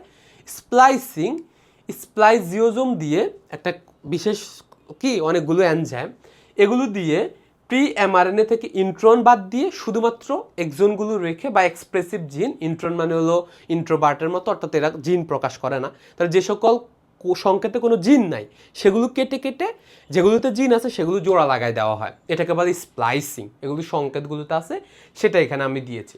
এটা লিখতে পারলে ভালো, টিচার খুশি হবে। তোমরা এবার দেখো কতটুকু হয়েছে প্রশ্নটা, 1 পেজ কাছাকাছি কিছুটা, আরেক পেজের অল্প একটু, ঠিক আছে। সো তোমরা লিখলে মোটামুটি 2 পেজের মতো কাছাকাছি যাবে, কিন্তু বেশিক্ষণ সময় লাগবে না। আমার 2 পেজ যাক, কোনো সমস্যা নেই, কিন্তু সময় না লাগলেই হয়েছে, ঠিক আছে। 2 পেজ 3 পেজ গেলেও আমার কোনো আপত্তি নেই। ওকে, আমাদের সময় না লাগলেই হয়েছে। এবার যতটুকু ফাস্ট লিখতে পারো এটা প্র্যাকটিস করো, করে এবার দেখো যে তুমি এটা 5 থেকে 6 মিনিটের মধ্যে এটা লিখতে পারো কিনা। আমার বিশ্বাস তুমি একটু চালু হয়ে গেলে, 2বার প্র্যাকটিস করলে এটা তুমি 5 থেকে 6 মিনিটের মধ্যে লিখতে পারবা। এতটুকু হইলেই যথেষ্ট। এভাবে নিজের ভাই অ্যাথলেটের মতো করে অনেকবার নিজের প্র্যাকটিস করতে হবে, তোমাদেরকে নিজেদেরকে ঘুরতে হবে, নিজেদেরকে এগুলো পরীক্ষার জন্য অ্যাটাচ করতে হবে। খুব ভালোভাবে রেডিমেড টেমপ্লেট দিয়ে দিচ্ছি, এগুলো অ্যাপ্লাই করতে হবে। নাহলে পরীক্ষার হলে যে তুমি ভাইয়া অনেক চমৎকার লেখা লিখবা, তোমার ব্রেন খুলে যাবে, একদম আকাশ থেকে বাণী চলে আসবে, ব্যাপারটা কিন্তু এমন না। তখন তোমার কিছুই মনে পড়বে না, এটা হলো সত্যি কথা আলটিমেট। তখন তুমি জগা খিচুড়ি লিখবা। এটা লিখলে অন্তত কিছু পয়েন্টটা তোমার মনে থাকবে, যে এইটা এই শব্দগুলো ভাইয়া বলেছে, ওই শব্দগুলো অন্তত পারলেই তুমি বর্ণনাটা লিখতে পারবা। ওকে, এবারে আমাদের সর্বশেষ টপিকগুলো, সেটা হচ্ছে ট্রান্সলেশন। কি লিখবো, কিভাবে লিখবো। এখানে বইয়ে র্যান্ডম লেখা থাকে অনেক সময়, তোমরা ভাইয়া যেভাবে বলেছি আবারও সেভাবে, ঠিক আছে। চিত্র দেখো, এখান থেকে শুরু হবে, প্রসেসটা শেষ। এটা একটু বড় লিখেছি ভাইয়া, অনেক চেষ্টা করেছি, এগুলো কেটে দিতে পারতাম ভাইয়া, কিন্তু তোমাদের না হলে তোমরা বুঝবা না। সো পরীক্ষার হলে ভাই তুমি একটু অল্প করে লেখো, সমস্যা নাই, কিন্তু অন্তত পড়ার সময় তো একটু বেশিই পড়তে হয়, একটু বুঝতে হয় ভাইয়া। একদম গাইডের মতো শর্টকাটে লিখে দিতে চাইনি, তাহলে তোমরা একদমই বুঝবা না কিছু। হ্যাঁ, বই থেকে কেটে কুটে সুন্দর করে গুছিয়ে গুরুত্বপূর্ণ লাইনগুলো তোমাদের জন্য গুছিয়ে দিয়েছি। তাহলে পরীক্ষা আসে যদি প্রোটিন, তো এটা খুব কমই আসে। তারপরে ট্রান্সলেশন যদি আসে, তখন তোমরা কি উত্তরটা দিবা সেটাই আমরা এখন শিখবো। পরীক্ষা যদি আসে ট্রান্সলেশন, তখন তুমি লিখবা ট্রান্সলেশন প্রক্রিয়াটি নিম্নলিখিতভাবে বর্ণনা করা হলো। কি প্রারম্ভিক ধাপ। ট্রান্সলেশন কোথায় হয়? রাইবোজোমে হয়। এটা তো আমরা প্রথমে ইয়েগুলো দিয়েছি না তোমাদেরকে, এই যে এইটা লিখবো না আমরা, এটা না লিখলে হবে। ট্রান্সলেশনের প্রয়োজনীয় উপাদানগুলো, একটা এমআরএনএ, অনেক প্রকার অ্যামাইনো অ্যাসিড 20 প্রকার, একটা রাইবোজোম অঙ্গাণু, এটা খুব গুরুত্বপূর্ণ, এনজাইম এর মধ্যে অ্যামাইনো অ্যাসিড টিআরএনএ সিনথেটেজ, এটা খুব গুরুত্বপূর্ণ। এটা অ্যাক্টিভ টিআরএনএ বানায় অনেকগুলো, এটা থাকার কারণে এটা প্রত্যেকটা টিআরএনএ সক্রিয় অ্যামাইনো অ্যাসিড নিয়ে আসে, এটার কাজে কারণে অ্যামাইনো অ্যাসিড টিআরএনএ সিনথেটেজ ইত্যাদি। কোএনজাইম থাকে এটিপি জিটিপি, এখানে আরও অনেকগুলো এনজাইম আছে, অন্তস্থ রাইবোজোমীয় এনজাইম আছে, যেমন পেপটাইডেজ নামে একটা এনজাইম আছে, পেপটাইডেজ বাইরে লিখে দিয়েছি ওইখানে। এই পেপটাইডেজের কাজ হচ্ছে পেপটাইড বন্ধন তৈরি করে দেওয়া অ্যামাইনো অ্যাসিডগুলোর মধ্যে। তাহলেই তো প্রোটিন মানে কি, অ্যামাইনো অ্যাসিডের পলিমার, অনেকগুলো অ্যামাইনো অ্যাসিড সাথে সাথে সাথে যুক্ত হচ্ছে, সিম্পল কথা। ওকে, এছাড়া কিছু ইলংগেশন ফ্যাক্টর আর ভিলেজিং ফ্যাক্টর আছে যেগুলো এটা অফ করে দেয়, মানে এগুলো দিলে লম্বা হইতে থাকে, আবার এগুলো ছুটে গেলে রাইবোজোম অফ হয়ে যায়, সব অফ। ওকে, ট্রান্সলেশন প্রথম ধাপ। প্রারম্ভিক ধাপে কি হয় দেখো, ট্রান্সক্রিপশন প্রক্রিয়ায় এমআরএনএ এর 5 প্রান্তের একটি নির্দিষ্ট অংশে প্রথমে রাইবোজোম ক্ষুদ্র উপ-একক এবং পরে রাইবোজোমের বড় উপ-এককে যুক্ত হয়। তাহলে দেখো ট্রান্সক্রিপশন প্রক্রিয়া সৃষ্ট যে এমআরএনএটি আছে এটা কোথায় ঘটে, এটা সাইটোপ্লাজমে ঘটে, এটা মনে রাখবা। কেন সাইটোপ্লাজমে ঘটে, কেননা রাইবোজোম পাওয়া যায় সাইটোপ্লাজমে, মেনলি সাইটোপ্লাজমের রাইবোজোমে ঘটে। রাইবোজোম তো অঙ্গাণুর নাম, এমনি পরিবেশটা সাইটোপ্লাজম। ওকে, তাহলে ট্রান্সক্রিপশন প্রক্রিয়া সৃষ্ট যে এমআরএনএটা আছে সেটা রাইবোজোমের ক্ষুদ্র উপ-এককে আসে, এরপরে বড় উপ-এককে আসে এবং দুইটা এখন একত্রিত হয়, এটা জানতে হবে। দুটি উপ-এককের মাঝে 3টা সাইট আছে ওর, একটা হলো এ সাইট বা অ্যামাইনো অ্যাসিড সাইট বা অ্যাকসেপ্টর সাইট, এটা আমি রাইবোজোম পড়ানোর ক্ষেত্রে পড়েছি। এর মধ্য দিয়ে গৃহীত এটা অ্যাকসেপ্টর সাইট, এটার মধ্য দিয়ে আরএনএগুলো আসে, টিআরএনএ এটার মধ্য দিয়েই ইয়েতে হয়। পেপটাইড সাইট, এটাতে পেপটাইড বন্ধন তৈরি হয়, অর্থাৎ পরস্পর যুক্ত হতে থাকে। এক্সিট সাইট, এটা বের হয়ে যায়। এগুলো বুঝতে হলে আরেকটু ডিটেলস আমাদেরকে ট্রান্সলেশনের ক্লাস করতে হবে ডিটেলস, আমরা জাস্ট এখন প্রশ্নের উত্তর শিখছি। ওকে, এখন এটা হচ্ছে তোমাদের সৃজনশীল লেখার শেষ মুহূর্তের হাতিয়ার, এটা জানতে হবে। এখন আসো রাইবোজোমের পি সাইটে, এই যে পি সাইটে টিআরএনএটা আসে, এন্টিকোডন এমআরএনএ সুনির্দিষ্ট ও পরিপূরক কোডনের সাথে যুক্ত হয়ে একটা প্রোটিন শৃঙ্খল উৎপাদন শুরু করে। তাহলে রাইবোজোমের পি সাইটে, তাহলে এ সাইট দিয়ে আসলো, পি সাইটেই টিআরএনএটা এর এন্টিকোডন এমআরএনএ এর সুনির্দিষ্ট বা পরিপূরক কোডনের সাথে যুক্ত হয়, একটা একটা একটা একটা করে পড়ে। কে যুক্ত হয়, টিআরএনএ এর এন্টিকোডন। আর টিআরএনএ এর ক্ষেত্রে আমরা দেখেছি টিআরএনএ এর মাথায়, ধরো এটা হচ্ছে টিআরএনএ, এটা হচ্ছে ওর এন্টিকোডন, এখানে 3টা কোড থাকে, ও এটা দিয়ে পড়ে, আর এখানে ও একটা অ্যামাইনো অ্যাসিড রাখে, এটা হচ্ছে অ্যামাইনো অ্যাসিড। এভাবে ও একটা অ্যামাইনো অ্যাসিড রাখলো, এটাও এখান দিয়ে ছেড়ে এখান দিয়ে চলে যায়, এরপর আরেকটা অ্যামাইনো অ্যাসিড যুক্ত হয়, এরপর আরেকটা অ্যামাইনো অ্যাসিড, এরপর আরেকটা অ্যামাইনো অ্যাসিড। তার মানে ও এদিক থেকে এসে এসে একটা অ্যামাইনো অ্যাসিড নেয়, আরেকটা অ্যামাইনো অ্যাসিড বের করে, একটা অ্যামাইনো অ্যাসিড নেয়, আরেকটা অ্যামাইনো অ্যাসিড বের করে, ঠিক আছে? ওকে, এই প্রসেস করে করে ও এটা করতে থাকে। তাহলে প্রথম প্রকৃত কোষে মিথিওনিন, এটা খুব গুরুত্বপূর্ণ, বা প্রারম্ভিক টিআরএনএ অ্যান্টিকোডন হয় ইউএসসি, যা এমআরএনএ সূচন কোড এইউজি এর সাথে যুক্ত হয়। তাহলে এইউজি এটা হচ্ছে মিথিওনিন, যেটা প্রকৃত কোষের স্টার্ট কোডন একমাত্রই, এবং এটার বিপরীতে ইউএসসি এসে যুক্ত হয়। এবার বাড়ার সময়, এবার বাড়বে কিভাবে ভাইয়া, এটা দীর্ঘকরণ হয় কিভাবে? সহজ উত্তর, অ্যামাইনো অ্যাসিড সক্রিয় টিআরএনএ এর সাহায্যে, এই যে এই টিআরএনএ সক্রিয় করার কাজ হচ্ছে অ্যামাইনো অ্যাসিড সিনথেটেজ, এটা কিন্তু আমরা বলেছি প্রথমটাতে। ওকে, রাইবোজোমের পি সাইটে যুক্ত হয়ে, এটা পি সাইটে যুক্ত হয়ে এই যে এ সাইটের দ্বিতীয় অ্যামাইনো অ্যাসিড বাহী টিআরএনএ এর সাথে যুক্ত হতে থাকে প্রথমে, ঠিক আছে? তাহলে কিভাবে আসে? উত্তর হচ্ছে, এটা যদি হয় আমাদের, ধরো আমরা একটা চিত্র আঁকি তাহলে আমাদের সহজ হয়ে যাবে। এটা হচ্ছে এ সাইট, এটা হচ্ছে অন্য সাইড, এটা হচ্ছে ই সাইড। তাহলে এটা হচ্ছে পি, এটা এ, এটা হচ্ছে ই সাইড। এখান দিয়ে আমাদের এমআরএনএটা আসতে থাকে, ওই দিক দিয়ে যাইতে থাকে, টিআরএনএগুলো এখানে আসে, এসে ও এটা পড়ে, কোডটা পড়ে, আর বিপরীতে ও একটা এটা ছাড়ে। এরপর আরেকটা টিআরএনএ আসলো, এটা চলে যাবে এই আস্তে আস্তে এই প্রান্তে, আরেকটা এখানে আরেকটা আসলো, টিআরএনএ আরেকটা আসলো, এসে ও যে এখানে একটা ছিল, ধরো এটা ছিল এটা প্রথমটা, এটা দ্বিতীয়টা, আরেকটা টিআরএনএ এসে ও আবার এদিক দিয়ে চলে যায়। আর এই যে এইটা খুব গুরুত্বপূর্ণ, ঠিক আছে? এটা খুব গুরুত্বপূর্ণ কিন্তু আমাদের জন্য, এই যে প্রোটিনটা হওয়া, এটা খুব গুরুত্ব। তাহলে এটা এই পাশাপাশি দুইটা অ্যামাইনো অ্যাসিড একত্রে যুক্ত হয়, এটাই আমরা বলতে চাচ্ছি তোমাদেরকে, ঠিক আছে? তাহলে প্রথম অ্যামাইনো অ্যাসিডটি প্রথম অ্যামিনো অ্যাসিড সক্রিয় টিআরএনএর সাহায্যে রাইবোজোমের পি সাইটে যুক্ত হলে পাশের এ সাইটের যে দ্বিতীয় অ্যামিনো অ্যাসিড আসছে ও এবার আবার এসে এর সাথে যুক্ত হয়। এতে করে দুটো অ্যামিনো অ্যাসিড, এই এনজাইমটার নাম বলবা পেপটাইডাল, তাহলে পেপটিডাইল ট্রান্সফারেজের সাহায্যে পেপটাইড বন্ধনী দ্বারা যুক্ত হয় এবং রাইবোজোম থেকে সাইটোপ্লাজমের ই সাইটে সাইটোপ্লাজমে চলে আসে ই সাইট দিয়ে, ঠিক আছে। তাহলে টি এ এ যখন পার হয়ে ও পিতে আসে, ট্রান্সফার এসে একে পড়ে এটা যখন আবার সামনে যায় আবার পিতে এসে ট্রান্সফার এসে পড়ে প্রত্যেকবার এটাকে, ঠিক আছে। এবং এই সাথে সাথে ও কী করে, দুটো অ্যামিনো অ্যাসিডকে যুক্ত করতে থাকে, দুটো অ্যামিনো অ্যাসিডকে যুক্ত করতে থাকে। পি সাইটে ওরা মেনলি যুক্ত হয় পেপটাইড বন্ড দ্বারা এবং পরবর্তীতে ই সাইড দিয়ে ওরা বের হয়ে যেতে থাকে, এক্সিট সাইড দিয়ে বের হয়ে যেতে থাকে। ওকে, উন্মুক্ত এই যে এ সাইটে পুনরায় কোনো এটা যুক্ত হতে থাকে, এভাবে এটা ধীরে ধীরে বাড়তে থাকে। প্রত্যেকবারে উন্মুক্ত এ সাইটে পুনরায় নতুন অ্যামিনো অ্যাসিড বাই টিআরএনএ আসে, এসে পি সাইটে এসে কানেক্ট করে দেয়, আবার চলে যায় এবং পেপটাইড বন্ধন বাড়তে থাকে। সর্বশেষ সমাপ্তিকরণ ধাপ। এমআরএনএ এর সমাপ্তিকরণ কোড হচ্ছে তিনটা।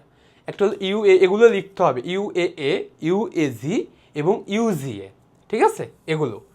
এগুলো যে এসআইটা আসে সেখানে আসার সাথে সাথেই রিলিজিং ফ্যাক্টর আছে। রিলিজিং ফ্যাক্টর হলো এমন একটা টিআরএনএ যেটার মধ্যে অ্যামাইনো অ্যাসিড নাই, ও এসে যুক্ত হয়। এর অর্থ হলো প্রোটিন সংশ্লেষণ বন্ধ, এটা যে সিকোয়েন্স এটা বন্ধ হয়ে যায়, তাহলে প্রোটিন সংশ্লেষণ বন্ধ হয়। এরপরে পি সাইড থেকে টিআরএনএ চলে যায়, এ সাইড থেকে রিলিজিং ফ্যাক্টর চলে যায়, সবাই চলে যায় এই জায়গাগুলোতে। এভাবেই একটা নির্দিষ্ট প্রোটিন সংশ্লেষিত হয়। ওকে, এই প্রশ্নের উত্তরটা তোমরা দিতে পারলে এতটুকু তোমাদের জন্য যথেষ্ট। তাহলে প্রথমে ধাপ বলবা প্রারম্ভিক ধাপ, সাইটগুলোতে এসে বসা, রাইবোজোমগুলো একত্রে এসে যুক্ত হওয়া, এনজাইমগুলো কাজ শুরু করে। এটা দীর্ঘকরণ ধাপই হচ্ছে এবার প্রসেস শুরু হয়। এতে আসলাম, পিতে যুক্ত করলাম, ই দিয়ে বের করে দিলাম, এই প্রসেসটার দিকে ওরা চলতে থাকে। সমাপ্তিকরণ ধাপে যখন স্টপ কোডন চলে আসে তখন এমন একটা রিলিজিং ফ্যাক্টর আসে যেটা হচ্ছে টিআরএনএ, যেটার মধ্যে অ্যামাইনো অ্যাসিড নেই। এটা আসার সাথে সাথে এখন আর ওই যে পলিপেপটাইড চেইনের কি একটা নিয়মিত যে বন্ধন এটা থাকতেছে না, সো এটা আলাদা হয়ে যায়, অর্থাৎ এটা। এরপরে পি সাইড থেকে টিআরএনএ রিলিজিং, এ সাইড থেকে রিলিজিং ফ্যাক্টর, এরাও সরে যায়। রাইবোজোমের দুইটা যে খণ্ড এরাও পরস্পর থেকে সরে যায়, এরা শুধুমাত্র প্রোটিন সংশ্লেষণের সময় একত্রিত হয়। ওকে, এবার আসো কিছু কমন প্রশ্ন যেগুলো বইয়ে দেওয়া আছে সেখান থেকে দিয়েছি। রেপ্লিকেশন ও ট্রান্সক্রিপশনের মধ্যে পার্থক্য ভাইয়া পড়ে যাওয়া ভালো, অবশ্যই দেওয়া আছে, তোমরা পড়ে ফেলবা। এবং পরস্পরতে ট্রান্সক্রিপশন এবং ট্রান্সলেশনের মধ্যে পার্থক্য, ট্রান্সক্রিপশন এবং ট্রান্সলেশনের মধ্যে পার্থক্য।